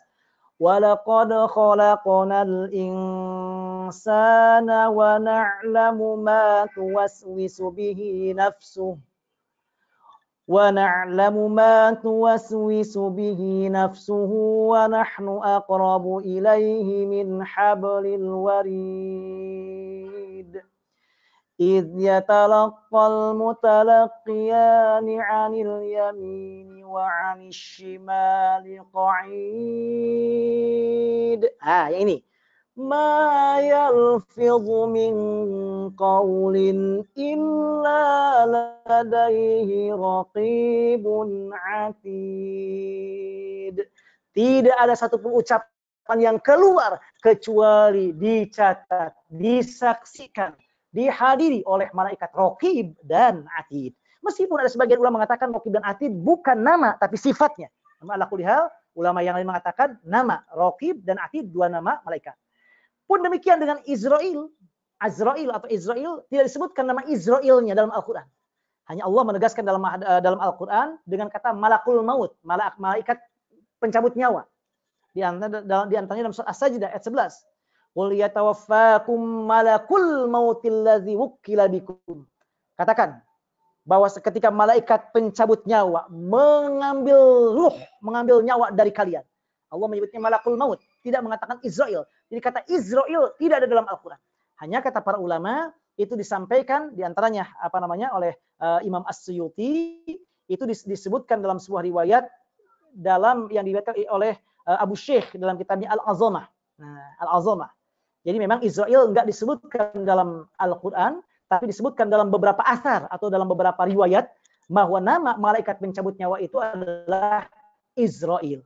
Makanya ada sebagian ulama mengatakan, di antaranya Ibnu Katsir dalam kitab Al-Bidayah wan Nihayah, wa amma malakul mauti falaysa bimusarrahin bismihi fil Qur'an wala fil ahadits sihah wa qad jaa tasmiyatu fi ba'dil athar bi Israil. Jadi kata beliau, nama Israel tidak ada dalam Al-Qur'an, tidak ada dalam sunnah, hanya ada dalam asar saja, dalam riwayat saja.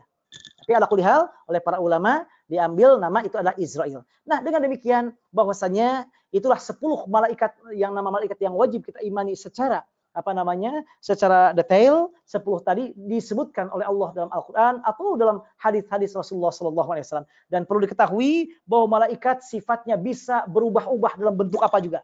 Jadi maksudnya bisa berbentuk manusia. Ya, seperti tadi tamu kepada Nabi Ibrahim. Atau ketika malaikat Jibril menyerupai menjadi sosok manusia ketika mengajarkan tentang iman, Islam dan ihsan yang telah kita bahas hadisnya pada pertemuan pertama. Jadi malaikat bisa menjelma dalam wujud manusia. Juga bisa menjelma dalam sosok manusia tertentu. Di antaranya dalam sebuah hadis pernah menjelma sosok sahabat Rasulullah yang bernama Dahiyah bin Khalifah. Dahiyah bin Khalifah ini sahabat Rasul yang sangat ganteng, sangat luar biasa gantengnya. Nah, malaikat pernah menjelma dalam sosok Dahiyah bin Khalifah. Padahal bukan Dahiyah, tapi itu adalah malaikat. Artinya bahwa malaikat bisa menjelma dalam bentuk sosok manusia jika Allah berkehendak. Kemudian jangan lupa juga malaikat mempunyai peran yang sangat luar biasa dengan kita. Dan dari sejak kita di rahim sampai hari kiamat malaikat selalu menyertai kita. Bahwa jangan lupa Allah juga menegaskan dalam Al-Quran, malaikat kepada orang-orang beriman selalu mendoakan untuk kita, bahwa bahkan beliau masya Allah Allah mengaminkan doa-doa kita. Ini sampaikan dalam banyak hadis, mengaminkan doa-doa kita. Di antaranya dalam hadis yang diriwayatkan Imam Muslim, dari Imam Muslim kata Rasulullah, da'watul mar'i al-muslimi li akhihi bi dhahril ghaibi mustajabah. Doanya seorang muslim untuk muslim yang lainnya yang tidak ada di hadapannya itu mustajab, dikabulkan Allah. Inda ra'sihi malak, di kepalanya ada malaikat. Kullama da'alahu bi khairin qala al-malakul muwakkal bihi amin walaka bimithlin. Setiap kita mendoakan kebaikan untuk orang-orang muslim yang lainnya yang tidak di hadapan kita, maka malaikat tersebut akan mengatakan amin. Amin ya Allah, dan mudah-mudahan engkau juga ya Allah memberikan yang seperti itu untuk si fulan yang mendoakan ini. Tuh, malaikat.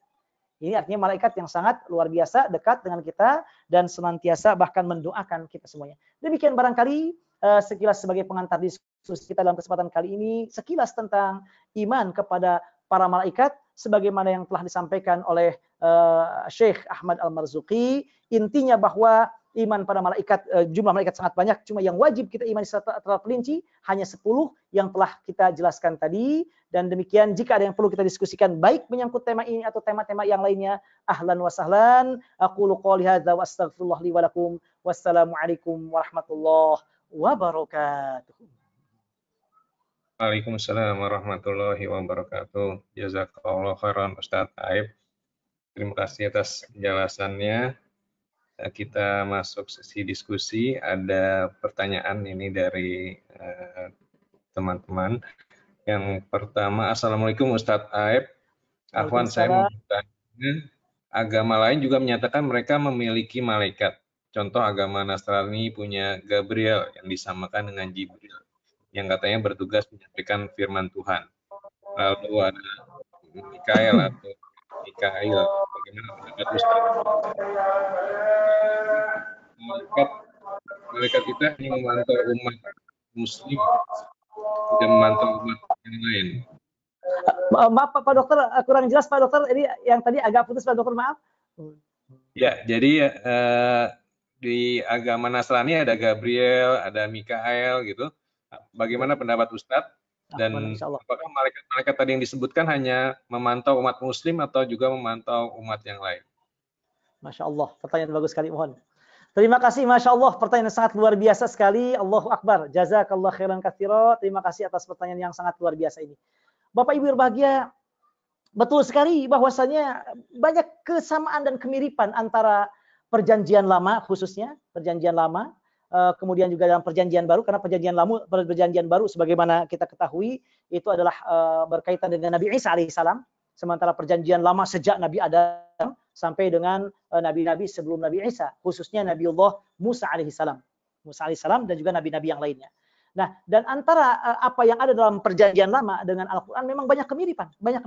Misalnya Pak Pragia, tentang malaikat tadi yang disampaikan oleh Bapak Ibu Dokter yang berbahagia, bahwa mereka juga mengenal ada namanya Jibril, tapi dengan nama yang lain. Kemudian Mikail dengan nama yang lain. Jadi memang tidak kita pungkiri, memang ada kemiripan dari kitab yaitu yang kita sebut dengan Al-Ahdul Qadim, perjanjian lama, ataupun dalam agama-agama Yahudi atau Nasrani dengan keterkait dengan kita. Bahkan bukan hanya itu, untuk agama-agama yang bukan agama samawi pun mereka meyakini ada namanya malaikat, hanya namanya tidak seperti kita.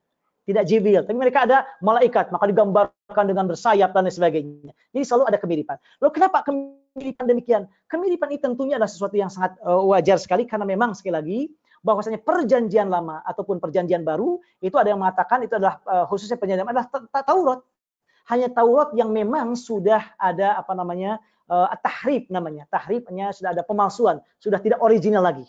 Namun beberapa yang terkandung di dalamnya itu ada kemiripan dengan agama kita, sehingga yang kemiripan tersebut itu adalah sama dengan kita, karena sekali lagi bahwa perjanjian lama yang kita lihat sekarang ini menurut para ulama itu adalah Taurat yang diberikan kepada Nabi Musa, hanya yang ada sekarang sudah tidak original.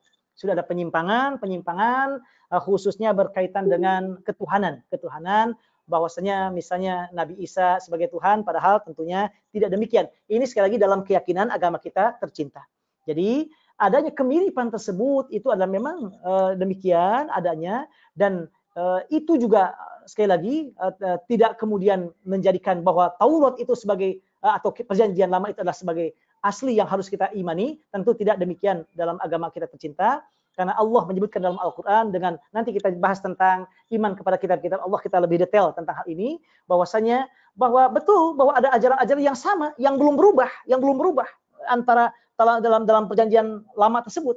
Nah, ada yang belum berubah, makanya ada kesamaan dengan Al-Quran atau dengan Sunnah Rasulullah SAW.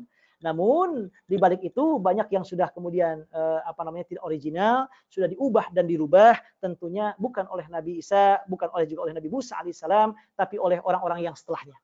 Bukan hanya itu juga Pak Dokter dan Ibu Dokter, kita lihat juga misalnya tentang kisah Nabi-Nabi. Nah, kisah Nabi-Nabi Nabi Musa misalnya. Itu kan paling banyak dalam perjanjian lama. Saya juga punya perjanjian lama yang berbahasa Arab. Saya juga baca perjanjian lama tersebut, yang berbahasa Arab. Perjanjian baru juga ada. Saya coba juga pernah membandingkan tentang ini. Memang banyak kesamaan tentang apalagi kisah Nabi Musa. Ditenggelamkan di Laut Merah sama sekali tentang Nabi Nuh. Hanya ini dalam perjanjian lama para nabi tidak maksum. Karena disebutkan nabi itu berzina, mohon maaf.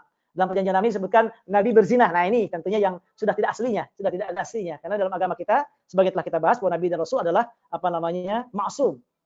Para nabi dan rasul adalah maksum, tidak berbuat dosa besar. Jadi sekali lagi Pak Dokter dan Ibu Dokter yang berbahagia, kemiripan tersebut adalah sesuatu yang sangat wajar, dan itu bukan hanya dalam malaikat, tapi juga dengan kisah-kisah, khususnya kisah Nabi dan Rasul, banyak kemiripan dan kesamaan. Ini menunjukkan bahwa perjanjian lama memang ada bagian dari perjanjian lama yang sesuai dengan Al-Quran dan Sunnah, yang tidak ada perubahan tentu di dalamnya, meskipun sekali lagi perlu diketahui, meskipun bahwa perjanjian lama dan perjanjian baru yang ada sekarang dalam keyakinan umat Islam tidak semuanya utuh, tidak semuanya original. Sudah ada yang kemudian ada tahrif, pemalsuan, dan juga hal-hal yang lainnya. Ini pertanyaan pertama. Yang kedua, apakah malaikat mencatat semua makhluk? Iya, betul, semuanya. Bahkan Bapak Ibu bahagia, saking sayangnya Allah. Ini kata para ulama. Saking sayangnya Allah, manusia begitu dilahirkan dari perut ibunya. Apapun dia manusia, siapapun dia manusia, sampai dia besar, sampai dia meninggal dunia, Allah paling tidak memberikan 20 malaikat menjaga satu manusia. Itu kata para ulama. Ada 20 malaikat minimal yang menjaga manusia, yang menjaga menjaga manusia. Kenapa demikian? Nah, ini kata para ulama, bahwasannya mereka menjaga manusia, setiap satu manusia, mau muslim mau tidak muslim, dari sejak lahir sampai besar nanti, sampai meninggal dia, setiap siang 10 malaikat, nanti malam 10 malaikat yang lain. Jadi ada shift malaikat. Itu berbeda dengan Raqib dan Atid. Jadi ada malaikat namanya Al-Hafadhah yang menjaga manusia. Menjaga dari apa? Menjaga. Kata para ulama, menjaga dari apa? Menjaga hal-hal yang tidak diinginkan. Khususnya menjaga dari sambaran jin. Kalau seandainya Allah tidak menjaga setiap manusia dengan malaikat-malaikat tadi, maka manusia akan banyak yang meninggal disambar jin. Disambar jin. Dan Allah memberikan malaikat ini kepada semua manusia, mau soleh mau toleh, mau baik mau tidak baik, sejak dia lahir sampai meninggal nanti, minimal 10 malaikat pada menjaga siang hari dan 10 menjaga pada waktu malam hari. Dan ini sesuai dengan firman Allah Subhanahu wa taala dalam surah Ar-Ra'd. Allah menegaskan bahwa ada malaikat yang menjaga manusia. Nah, ini dalam surah Ar-Ra'd, nanti Bapak Ibu bisa lihat dalam ayat Ar-Ra'd ayat ke-11. Ayat 11, Ar-Ra'd ini surat yang ke-13. Allah berfirman dalam ayat tersebut, lahu mu'aqibatum min bayni yadayhi wa min khalfihi yahfazunahu min amrillah. Bahwasanya manusia itu mempunyai, Allah memberikan malaikat yang berada di depan dan di belakangnya, yang selalu menjaga manusia, apapun siapapun dia manusia, sampai dia meninggal nanti dijaga oleh malaikat agar tidak disambar oleh jin, tidak disambar oleh hewan-hewan yang lain, termasuk kata para ulama, agar ketika dia tidur tidak ada ular, tidak ada makhluk berbisa, tidak ada makhluk-makhluk lain yang membahayakan yang masuk ke mulutnya. Nah, itu dijaga oleh malaikat. Karena sayangnya Allah pada kita semuanya, Masya Allah. Kecuali kalau itu memang sudah ketentuan Allah. Kalau Allah sudah menentukan dia meninggalnya misalnya ketika tidur, masuknya ular, nah udah kodoknya demikian, udah ketetapan Allah, udah qadarnya demikian, maka malaikat tidak berbuat apa-apa, udah ketentuan Allah. Tapi yang belum kodoknya mubrom, masih mu'allaq, maka itu masih terus dijaga oleh para malaikat sampai kita meninggal dunia. Jadi betul, semua malaikat tadi memberikan kepada semua manusia. Mikail menurunkan rizki bukan hanya kepada orang muslim, kepada semua manusia. Kepada semua manusia. Mau orang baik, mau tidak baik, mau yakin dengan Allah, mau percaya dengan Allah, ataupun beriman kepada Allah, ataupun tidak. Diberikan semua rizki. Oksigen diberikan, tanaman, rizki, semuanya. Nah, jadi tidak ada misalnya Mikail turunkan hujan, hanya orang muslim saja, yang lain tidak. Enggak. Allah turunkan kepada semuanya. Raqib dan Atid pun demikian, mencatat semuanya. Mau yang muslim atau yang non muslim, yang soleh atau yang toleh. Demikian barangkali, wallahu a'lam bishawab. Terima kasih Ustadz Aib. Ada pertanyaan berikutnya. Malaikat tidak makan dan minum, juga tidak tidur. Lalu bagaimana dengan nafsu? Apakah malaikat punya nafsu? Lalu pertanyaan kedua, apakah malaikat Israel saat datang, apakah manusia yang akan dicabut nyawanya bisa melihat dengan matanya dan memberitahu ahli waris bahwa malaikat maut telah datang? Allah, pertanyaan bagus sekali ini. Masya Allah. Terima kasih atas pertanyaan yang sangat luar biasa ini. Yang pertama yaitu tentang apakah malaikat Israel, barangkali Israel kalau beliau datang akan kita lihat. Bapak bagian ada hadis panjang sekali dalam hadis Hasan riwayat Imam Imam Ahmad dalam musnadnya. Beliau menegaskan bahwasannya ketika Rasulullah SAW menegaskan hadis tersebut, bahwasannya ketika seseorang sudah menjelang di akhir hayatnya, nanti akan datang malaikat dalam jumlah sangat banyak sekali. Kemudian saking banyaknya sejauh mata memandang. Kemudian setelah itu nanti malaikat Israel datang. Jadi malaikat itu duduk dulu, siap dulu. Jika mayatnya mayat orang baik, orang mukmin, orang taat, orang baik, maka malaikat akan membawakan kain kafannya, wangi-wangiannya dari surga. Jadi kain kafan kita nanti akan diganti lagi oleh para malaikat. Jadi insya Allah orang-orang yang soleh, orang-orang yang taat, sebelum dia meninggal dunia, misalnya waktunya mau meninggal dunia ini, malaikat datang hadir dalam jumlah sangat banyak. Israel belum datang. Dan malaikat itu sudah membawa kain kafan yang luar biasa, kemudian wangi-wangian yang luar biasa. Begitu nanti Israel datang, kemudian dicabutlah pelan-pelan. Begitu dicabut pelan-pelan, kemudian malaikat menggantikan kain kafannya. Lalu mayat ini, kata Rasulullah, hadisnya hadis hasan, ini hadis bisa diamalkan. Kemudian para malaikat ini membawa mayat orang beriman tadi terus naik sampai ke langit ke-7. Sampai bertemu. Kemudian setelah itu baru dikembalikan ke kuburan. Sementara kalau hamba yang jahat, malaikat yang datang bukan malaikat yang wangi, yang enak dipandang, tapi yang bau busuk. Kemudian menakutkan, kain kapan yang dibawa, kain kapan yang kasarnya luar biasa. Kemudian ketika dibawa ke langit, ditutup oleh malaikat, tidak bisa dibukakan pintunya sampai akhirnya tidak bisa naik ke langit, lalu dilemparkan ke kuburannya. Sabda Rasulullah SAW dalam hadis tersebut. Kata sebagian ulama, ketika menafsirkan atau ketika menjelaskan hadis tersebut, sebagian ulama ada yang mengatakan bahwa untuk orang-orang tertentu, bahwa pada saat-saat itulah manusia bisa melihat atau merasakan adanya sosok yang lain yang bukan manusia, yang itu adalah malaikat. Ini ada sebagian ulama yang demikian. Jadi ada sebagian ulama berdasarkan hadis yang tadi bahwa sejauh mata memandang. Artinya terlebih nanti ada hadis juga yang lainnya di mana ketika orang sudah mau meninggal dunia ditampakkan ini jalan menuju surga, ini menuju neraka, kata Rasulullah SAW. Ini artinya bahwa saat-saat itu adalah pengecualian dari keadaan-keadaan yang lain. Tadi keadaannya bahwa malaikat tidak bisa dilihat. Kecuali nanti di surga, kecuali oleh Nabi Muhammad SAW. Ini adalah pengecualian, kata ulama ini, bahwa saat-saat itu meskipun tidak semua manusia, ada beberapa manusia yang Allah kehendaki bisa melihat malaikat saat dia akan meninggal dunia, berdasarkan diantaranya hadis tadi. Ada juga yang lain mengatakan, itu saat itu bukan melihat malaikat dalam wujud aslinya, tapi melihat dalam sosok yang lainnya, bukan wujud aslinya. Nah, makanya seringkali saya yakin Bapak Ibu berbahagia kalau kita, makanya apalagi Bapak dokter dan Ibu dokter menghadiri itu seorang yang sakit. Nah, mungkin saya yakin ada yang sudah sakarat. Lihat aja Bapak Ibu untuk pelajaran bagi kita. Kadang ada orang mengatakan tiba-tiba, "Mah, atau misalnya tolong rapihkan, wangikan ruangannya, semprot ruangannya biar wangi. Kenapa? Tamu-tamu Bapak sudah mau datang." Tamu-tamu mana? Kita nggak mengetahuinya. Tapi tiba-tiba bilang tamu-tamu Bapak mau datang. Kemudian kadang-kadang bilang misalnya, "Mah, biarkan tamu Bapak masuk, itu sudah di pintu." Mengatakan demikian pada saat-saat demikian. Padahal kita lihat nggak ada siapa-siapa.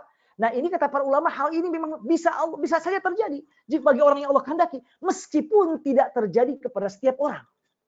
Jadi ada beberapa orang yang Allah kehendaki bisa merasakan hal ini atau melihat para malaikat, meskipun mungkin bukan wujud aslinya, tapi wujud yang lainnya, mungkin sosok yang besar, sosok manusia yang tinggi besar, sehingga seringkali kita mendengar orang yang sakaratul maut mengatakan hal-hal yang di luar jangkauan kita. Mengatakan tiba-tiba, "Biarkan tamu Bapak masuk. Siapkan, tolong wangikan ruangannya, tamu Bapak sudah masuk." Makanya kata para ulama, ketika orang sedang sakaratul maut, simpan di tempat yang bersih. Turunkan kalau bisa ada gambar-gambar yang tidak senonoh, yang tidak baik. Atau ada patung-patung, singkirkan. Kenapa? Karena saat itu biar mengundang para malaikat rahmat datang. Termasuk juga untuk mengundang malaikat-malaikat yang lain, termasuk Israel. Israel pasti datangnya tentunya. Biar malaikat-malaikat rahmat kemudian datang. Kemudian juga dianjurkan oleh para ulama yang haid atau yang junub, jangan terlalu mendekat dengan mayat. Agak-agak ke pinggirnya atau mungkin agak di luar kamar. Yang masuk orang-orang yang bersih. Sehingga malaikat rahmat banyak memenuhi kamar orang yang akan meninggal tadi. Jadi apa yang mereka rasakan atau lihat ketika sedang menjelang sakaratul maut tidak menutup kemungkinan, dan ada sebagian ulama yang mengatakan demikian. Meskipun mereka kemungkinan besar bukan melihat malaikat dalam wujud aslinya, tapi dalam sosok yang lain, baik mungkin manusia atau makhluk yang tinggi besar, sehingga sering kali kita mendengar bahwasanya mereka mengatakan hal-hal yang misalnya tamu sudah akan datang dan lain sebagainya. Dan ini disampaikan oleh para ulama, di antaranya berdasarkan hadis-hadis tadi yang telah Al-Faqir sampaikan. Demikian barangkali Pak Dokter, wallahu a'lam bishawab.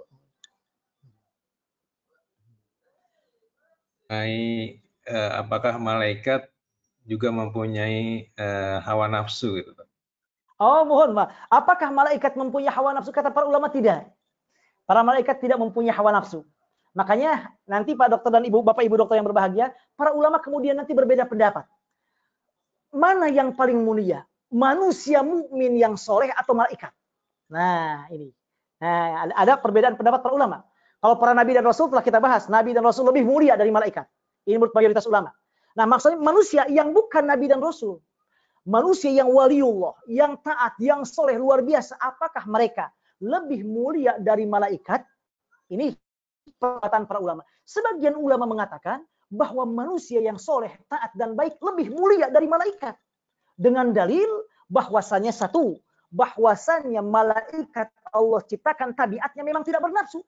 Tidak ada nafsu untuk makan, tidak ada nafsu kepada lawan jenis, karena makanya tidak menikah yang lainnya. Mereka hanya ibadah terus. Sementara manusia ada nafsu.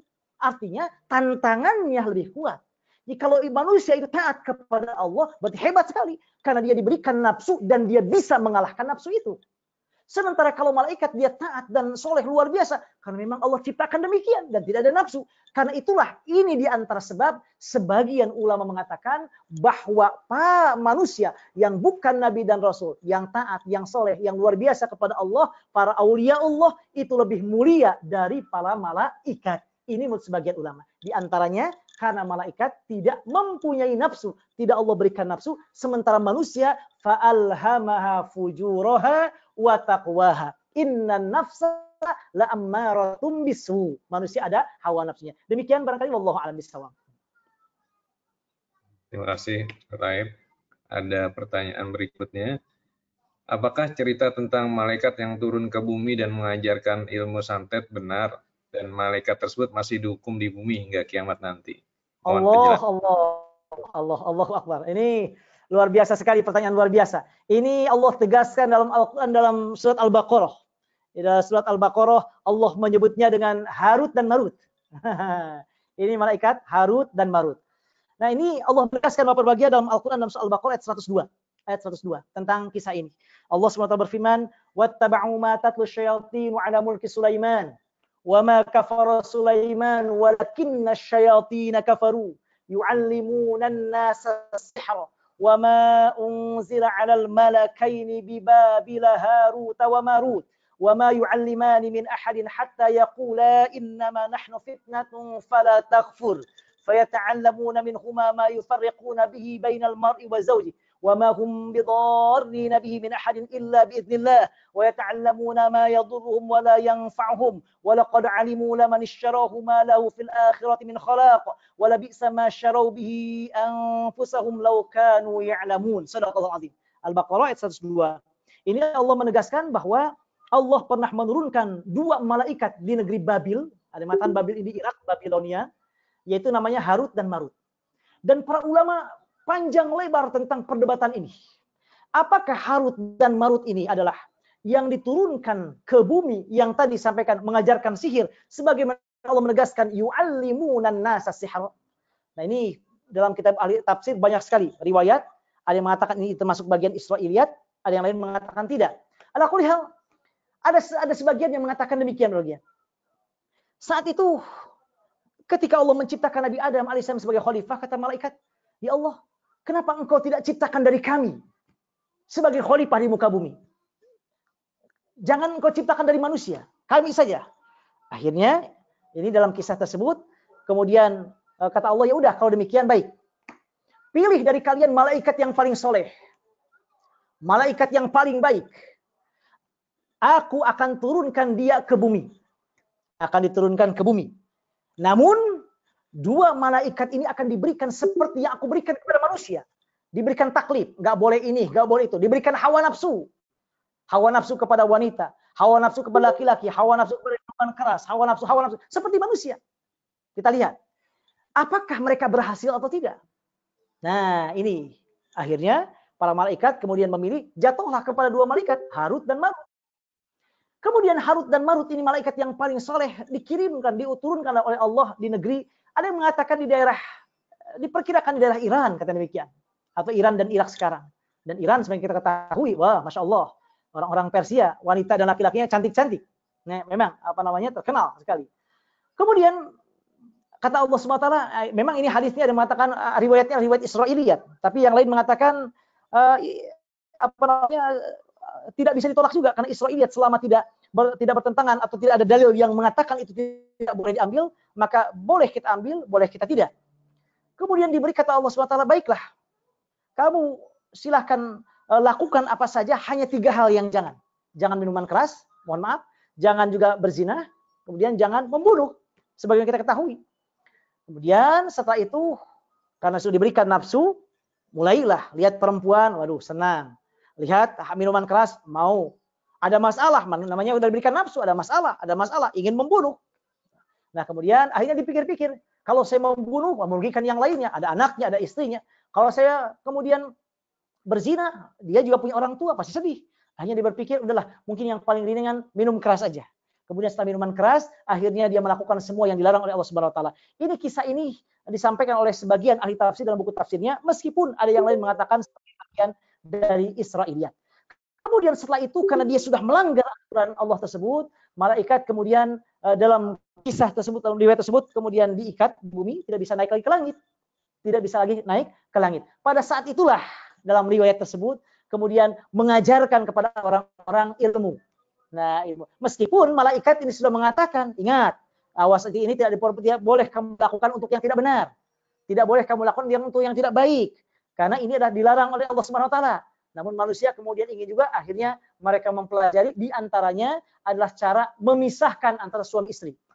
Nah, ini harus banyak berdoa Allah Subhanahu wa taala, karena setan, khususnya jin yang tidak baik, itu selalu menggoda manusia agar berpisah dengan pasangannya. Nauzubillah. Nah, kemudian setelah itu Allah kemudian menerima lagi, kemudian sampai akhirnya naik lagi ke langit, kemudian hidup seperti malaikat seperti biasa. Kemudian Allah menegaskan, itulah bahwasanya betapa manusia ketika diberikan oleh Allah atau kalian hebat mulia ini. Kenapa? Karena nggak diberikan nafsu, nggak seperti manusia. Sementara ketika diberikan nafsu, dilarang cuma 3 hal saja, maka kalian sudah melanggarnya. Maka demikianlah manusia aku ciptakan, berikan manusia, karena manusia insya Allah yang bisa membawa amanah ini. Alhamdulillah, itulah kisah yang disampaikan oleh sebagian ahli tafsir. Imam Ibnu Katsir ketika menjelaskan hadis tersebut, beliau mengatakan memang tentang kisah-kisah Harut dan Marut, wallahu alam. Tidak ada riwayat yang bisa dipertanggungjawabkan. Artinya yang paling baik adalah kita diam. Makanya para ulama tidak memasukkan Harut dan Marut sebagai malaikat yang wajib diketahui tadi.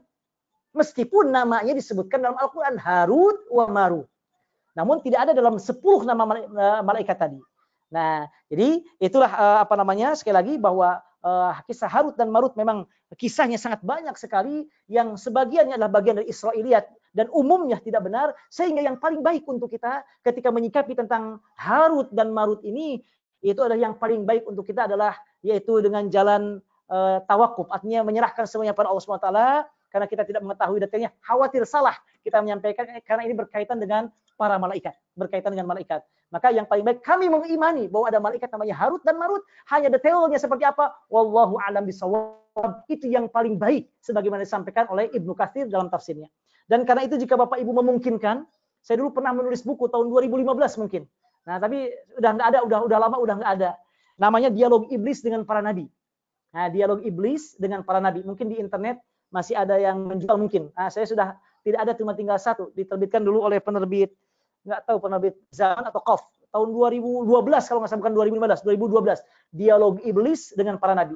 Nah, saya jelaskan tentang Harut dan Marut tadi secara agak panjang lebar. Termasuk penjelasan para ulama di dalamnya yang intisarinya yang telah tadi saya sampaikan. Jadi kalau seandainya memungkinkan Bapak Ibu, kalau ada buku tersebut, kalau saya ada saya bagikan kepada Bapak Ibu, cuma udah nggak ada, tinggal 1 lagi, tinggal 1 arsip.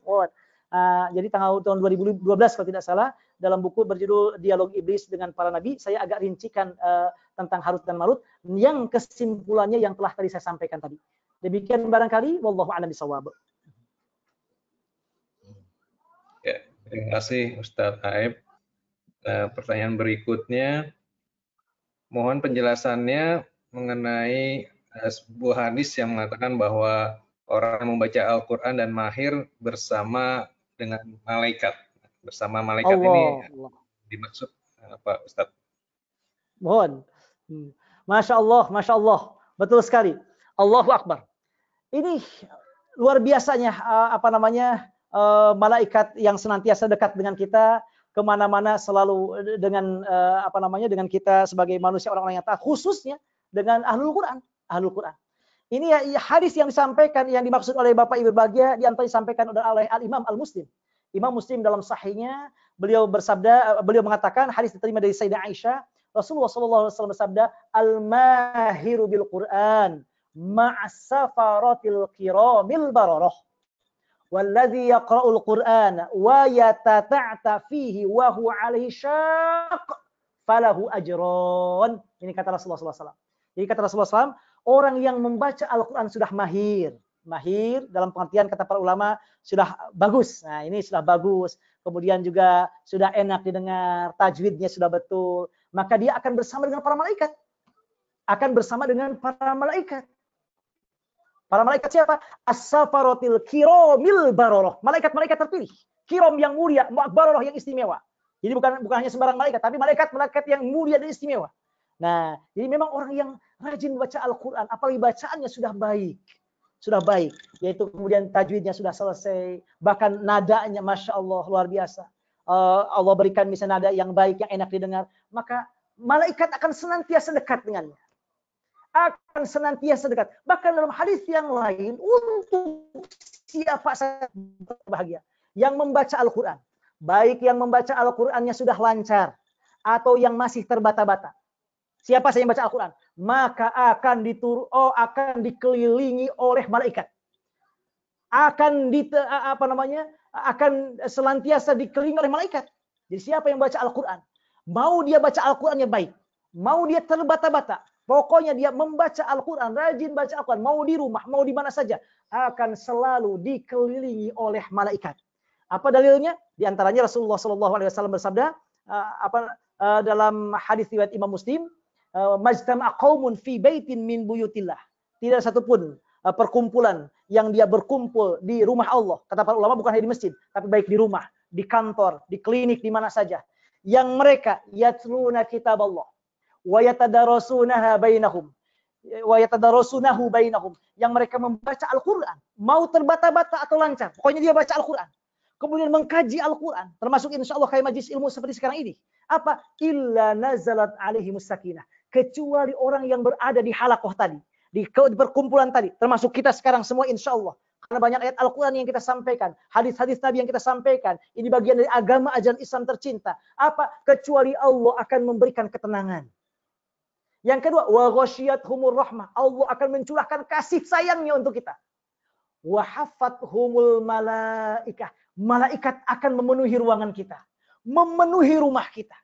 Rumah yang dijadikan tempat membaca Al-Quran, mau bacaan Al-Qurannya lancar atau terbata-bata, rumah atau tempat yang dijadikan tempat mencari ilmu seperti sekarang ini, insya Allah berdasarkan hadis sahih riwayat Imam Muslim, Rasulullah SAW menegaskan hadis tersebut bahwa rumah tersebut, tempat tersebut akan dikelilingi oleh para malaikat.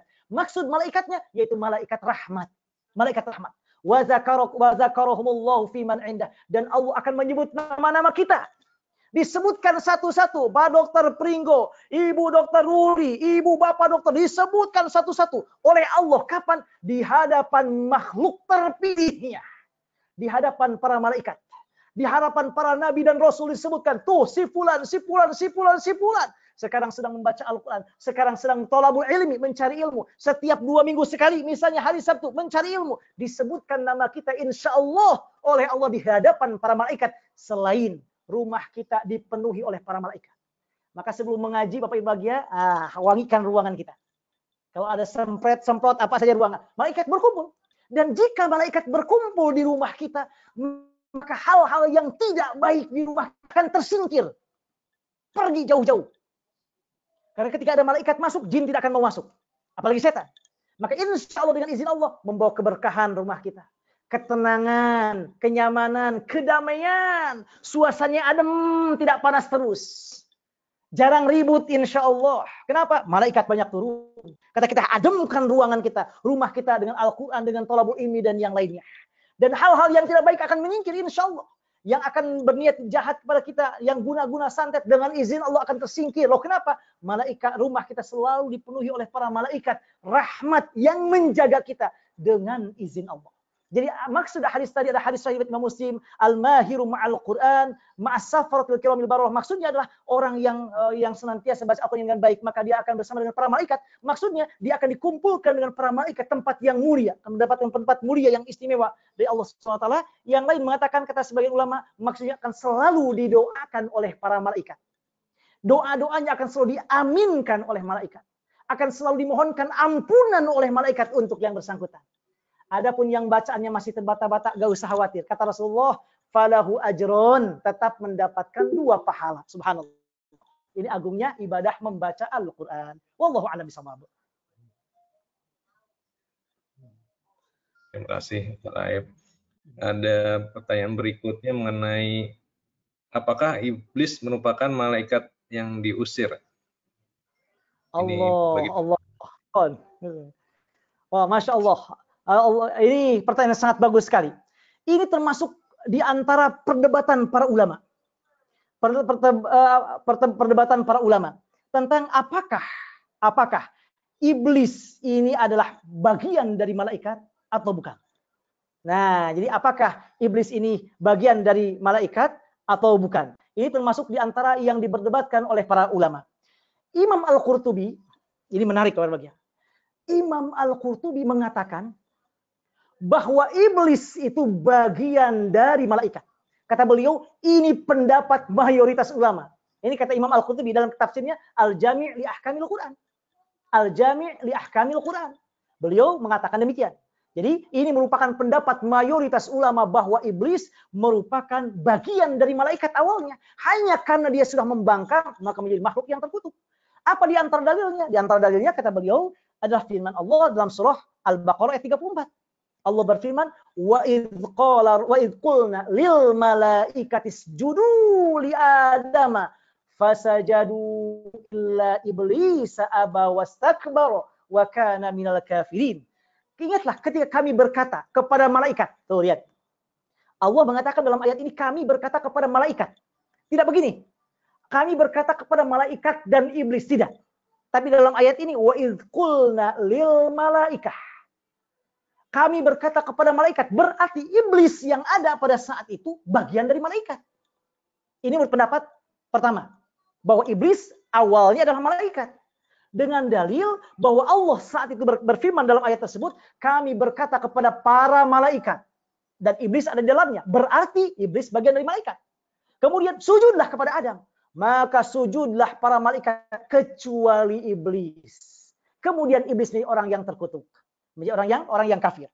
Nah ini menurut pendapat, dan kata Imam Al-Qurtubi dalam tafsirnya Al-Jami' li Ahkamil Quran, pendapat ini adalah pendapat mayoritas ulama. Pendapat yang kedua mengatakan, enggak, iblis bukan malaikat. Berbeda. Artinya iblis bukan bagian dari malaikat. Iblis adalah sejenis nenek moyangnya jet setan. Nah ini insya Allah kita akan bahas lebih detail dalam khusus bagian nanti tentang alam jin. Nah kan itu termasuk dari bagian akidah. Mungkin kita lihat apakah minggu depan langsung kepada alam jin atau karena alam jin ini tidak disebutkan dalam matan Aqidatul Awam, tapi ini sangat penting juga mengingat ada satu surat khusus namanya surat jin, dan itu termasuk yang wajib kita imani bahwa ada makhluk Allah yang bernama jin, dan jin yang tidak baik namanya setan. Leluhurnya setan adalah iblis. Nah pendapat kedua mengatakan iblis ini adalah leluhurnya setan, leluhurnya jin yang tidak baik, jin yang ingkar, itu iblis. Jadi iblis bukan bagian dari malaikat. Adapun ayat yang tadi, maka illa istisnanya namanya istisna munqati'. Nah, ini kata ulama. Apa istisna munqati'? Bahwa iblis adalah bukan bagian, bahwa mustasna bukan bagian dari mustasna minhu. Maksudnya, misalnya telah datang murid-murid kecuali domba. Domba ini bukan murid-murid. Nah, mana ini namanya istisna munqati, bahwa domba bukan bagian dari murid karena murid manusia, ini domba. Pun demikian kata ulama yang ini, bahwa iblis atau istisna dalam ayat tersebut bukan menunjukkan bahwa iblis bagian dari malaikat, karena istisna ini adalah istisna munqati, bukan muttasil. Artinya mustasnanya yang dikecualikannya bukan bagian dari yang dikecualikannya tadi, yaitu malaikat tadi. Mustasna minhu ya bukan. Jadi oleh karena itu, maka dengan demikian pendapat kedua tetap mengatakan bahwa iblis awalnya bukan dari malaikat, tapi dia sudah makhluk khusus, makhluk lain, yaitu dari golongan jin yang ingkar, yang taat, yang merupakan nenek moyangnya setan. Hanya tadi Imam Al-Qurtubi mengatakan bahwa pendapat dia mengatakan iblis awalnya dari malaikat, itu adalah pendapat mayoritas ulama, meskipun ini dibantah oleh banyak para ulama yang lainnya. Ala kulli hal, dalam masalah ini ada dua pendapat. Tentu dua-duanya adalah sah dan benar, dan insya Allah berdasarkan dalil-dalil yang kuat disampaikan oleh para ulama yang luar biasa. Namun yang jelas, sekalipun mungkin iblis awalnya dari malaikat, namun yang jelas setelah dia tidak mau sujud kepada Nabi Adam, maka iblis menjadi makhluk yang terkutuk, menjadi makhluk yang disebut dengan iblis, dari kata ablasa, yang putus asa dari rahmat kasih sayang Allah. Demikian barangkali, wallahu a'lam bishawab. Terima kasih. Berikutnya ini ada komentar dan juga pertanyaan dari salah satu sahabat dari Rois Landaker. Masya Allah, Ustadz Aib hafal banget surat-surat dan ayat-ayat Al-Quran. Bagaimana tipsnya buat kami kalau untuk bisa hafal Al-Quran gitu, Ustadz? Oh, terima kasih, pertanyaan sangat luar biasa, Masya Allah. Sama-sama Bapak Ibu dan Dokter, Masya Allah, tentu adalah kita sama-sama tentunya untuk menjadi orang-orang yang mencintai Al-Quran, menghafal Al-Quran, dan tentunya mengamalkan isi kandung Al-Quran, terlebih juga mengkajinya. Di antara tipsnya, bukan saya, tapi menurut guru-guru saya, khususnya yang di Mesir, atau yang di Yaman, atau yang di Irak, atau yang guru-guru saya yang dari Mekah Al-Mukarramah, beliau selalu mengatakan yang pertama sekali adalah senantiasa kita luruskan niat kita. Bahwa tidak diperbolehkan menjadi hafal Al-Quran adalah untuk disebut Al-Hafidh. Biar di belakang saya ada Al-Hafidhnya misalnya. Enggak, jangan boleh. Niatnya hanya karena Allah Subhanahu wa taala. Jangan juga adalah hanya untuk tujuan-tujuan duniawi. Ya, ini tidak diperbolehkan. Agar juga diterima oleh jadi mantunya Bapak ini, enggak boleh juga. Diniatkan karena Allah Subhanahu wa taala. Bahkan kata guru-guru saya, kalau bisa memang ciri khas daripada seorang muslim adalah mencintai Al-Quran. Kalaupun nggak sampai hafal Al-Quran, tapi selalu membaca Al-Quran. Bahkan jadi yang pertama adalah selalu kita luruskan niat kita. Ada hanya karena Allah Subhanahu wa taala, bukan dan tidak karena juga yang lainnya. Kemudian yang kedua, kita senantiasa berdoa kepada Allah Subhanahu wa taala. Makanya guru-guru kita selalu mengatakan setiap kita mau menghafal Al-Quran, usahakan melakukan selain wudu tentunya, yaitu sholat hajat. Sholat hajat kepada Allah Subhanahu wa taala, mudah-mudahan Allah membukakan hati kita, hafalan kita untuk bisa menghafalnya. Yang berikutnya adalah senantiasa beristiqomah, yaitu kita mengulang-ulang membacanya. Biasanya pagi hari kita kalau mau nambah hafalan pagi-paginya, nanti malamnya adalah kita murojaahnya. Dan yang paling berat jangan lupa itu adalah murojaahnya. Makanya orang yang hebatnya Al-Quran, Bapak Ibu bahagia, sekalipun sudah hafal Al-Quran, kadang kalau jarang dibaca, jarang dihafalkan, mudah sekali hilangnya begitu saja. Ini betapa Al-Quran agar kita selalu membacanya, dekat dengannya. Maka guru saya selalu mengatakan, kalau bisa untuk mengulang-ulang hafalan, kalau bisa 1 hari 5 juz kita bacanya.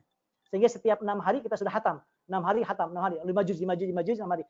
Nah, itu untuk menguatkan. Dan insya Allah kalaupun kita rutin istiqomah, misalnya 1 hari sampai 5 juz kita baca Al-Quran, maka kalaupun kita nggak hafal, tapi kita kalau ada dengar baca Al-Quran akan nyambung. Kalau terus kita istiqomah, sehingga seolah kita menghafalnya dengan izin Allah.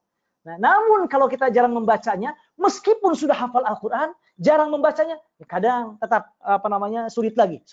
Maka di antaranya adalah kita selalu istiqomah, dan yang berikutnya adalah senantiasa mengingat manfaat yang luar biasa kalau kita menjadi ahlul Quran. Mungkin kalau sampai hafal Al-Quran, kalau bisa alhamdulillah, kalau enggak misalnya paling tidak kita mencintai Al-Quran, rajin baca Al-Quran. Masya Allah, tidak ada ibadah Bapak Ibu, tidak ada ibadah yang paling luar biasa kemuliaan, keistimewaannya selain diantaranya adalah penghafal atau yang mencintai Al-Quran, yang rajin baca Al-Quran. Bayangkan tadi Imam Nawawi Al-Bantani dalam kitabnya Nurul Zolam sampai mengatakan bahwa di antara pertanyaan malaikat Munkar dan Nakir nanti, itu beliau menanyakan tentang apa amalanmu. Maksudnya apa? Yaitu aku membaca Al-Quran. Saking pentingnya Al-Quran. Bahkan bukan hanya itu. Rasul mengatakan, oh Allah akan meninggikan derajat Al-Quran. Meninggikan derajat manusia. Atau merendahkannya. Tergantung dengan Al-Qurannya. Cinta Al-Quran atau tidaknya. Ini saking luar biasa. Belum lagi dengan setiap hurufnya. 10 minimal 10 kebaikan. Belum lagi dalam hadis sahih juga yang lainnya. Bahwa orang yang mencintai Al-Quran. Rajin membaca Al-Quran. Syukur-syukur menghafal Al-Quran. Kelak pada hari kiamat, akan memberikan pakaian yang paling indah kepada orang tua kita. Allahu Akbar. Orang tua kita diberikan pakaian hadiah yang paling indah. Yang kata Rasulullah, la yuqawwam lahumad dunya wa ma fiha. Yang tidak mungkin dipatandingin apapun dunia dan seisinya, saking luar biasanya. Di antaranya Allah akan berikan kepada orang yang mencintai Al-Quran. Dia akan memberikan pakaian yang paling indah kelak pada hari kiamat. Pakaian surga untuk kedua orang tuanya. Dengan mengingat banyak kemuliaan-kemuliaan demikian, itu di antara tips agar kita terpacu untuk mencintai Al-Quran, rajin membaca Al-Quran, syukur-syukur adalah bisa menghafalnya dengan izin Allah. Demikian, wallahu a'lam bishawab. Jazakallahu khairan Ustaz Aib. Sudah tidak ada pertanyaan lagi. Untuk menutup majelis ini, kami mohon Ustadz bisa memimpin doa, mengingat saat ini wabah di Indonesia makin meningkat dan juga ada saudara-saudara kami dan teman-teman kami yang sedang sakit. Mudah-mudahan kita doakan mudah-mudahan disembuhkan oleh Allah Subhanahu wa taala dan kita juga diberikan kesehatan dan dilindungi dari wabah ini. Amin. Allahumma amin. Baik Bapak berbahagia, Masya Allah kita sama-sama berdoa kepada Allah SWT, mudah-mudahan Allah mengabulkan doa kita pada kesempatan yang mulia, apalagi hari ini adalah di Mesir masih 10 Muharram yaitu Asyura. Khususnya kita doakan seperti yang tadi disampaikan oleh Pak Dr. Pringgo, mudah-mudahan saudara-saudara kita dan juga dimanapun juga wabah virus segera berakhir, khususnya corona ini dengan izin Allah. Dan sebelum kita mengawali doa, jika Bapak Ibu memungkinkan ada keluangan waktu misalnya dibaca terus yang disampaikan oleh guru-guru kami, kalau bisa membaca hizibnya Imam Nawawi. Nah, di antara yang perlu kita baca setiap hari, paling tidak satu hari satu kali, hizib Imam Nawawi, mungkin perlu sekitar 10 atau 15 menit Bapak bagi membacanya. Nah, itu membaca hizib Imam Nawawi, tentu di samping doa-doa yang lainnya yang diajarkan Rasulullah SAW. Hanya hizib Imam Nawawi di antaranya adalah manfaatnya sangat luar biasa agar menolak hal-hal yang tidak diinginkan baik dari manusia, dari jin, termasuk dari wabah dan penyakit, tentu semuanya dengan izin Allah Subhanahu wa taala. Baik, berbagai mari kita sama-sama berdoa kepada Allah Subhanahu wa taala, mudah-mudahan Allah mengabulkan doa kita pada kesempatan sore waktu Kairo dan malam waktu Jakarta.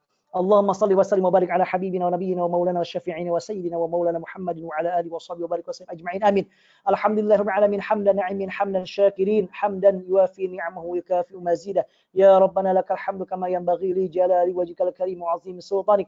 اللهم صل على سيدنا محمد في الأولين وسلم على سيدنا محمد في الآخرين وسلم على سيدنا محمد في الملأ الأعلى إلى يوم الدين. اللهم اغفر لنا ولوالدينا وارحمهم كما ربنا صغيرا ولجميع المسلمين والمسلمات والمؤمنين والمؤمنات الأحياء منهم والأموات إنك سميع قريب مجيب دعوات يا قاضي الحاجات. اللهم اكفنا السوء بما شئت وكيف شئت إنك على ما تشاء قدير. اللهم اكفنا السوء بما شئت وكيف شئت إنك على ما تشاء قدير.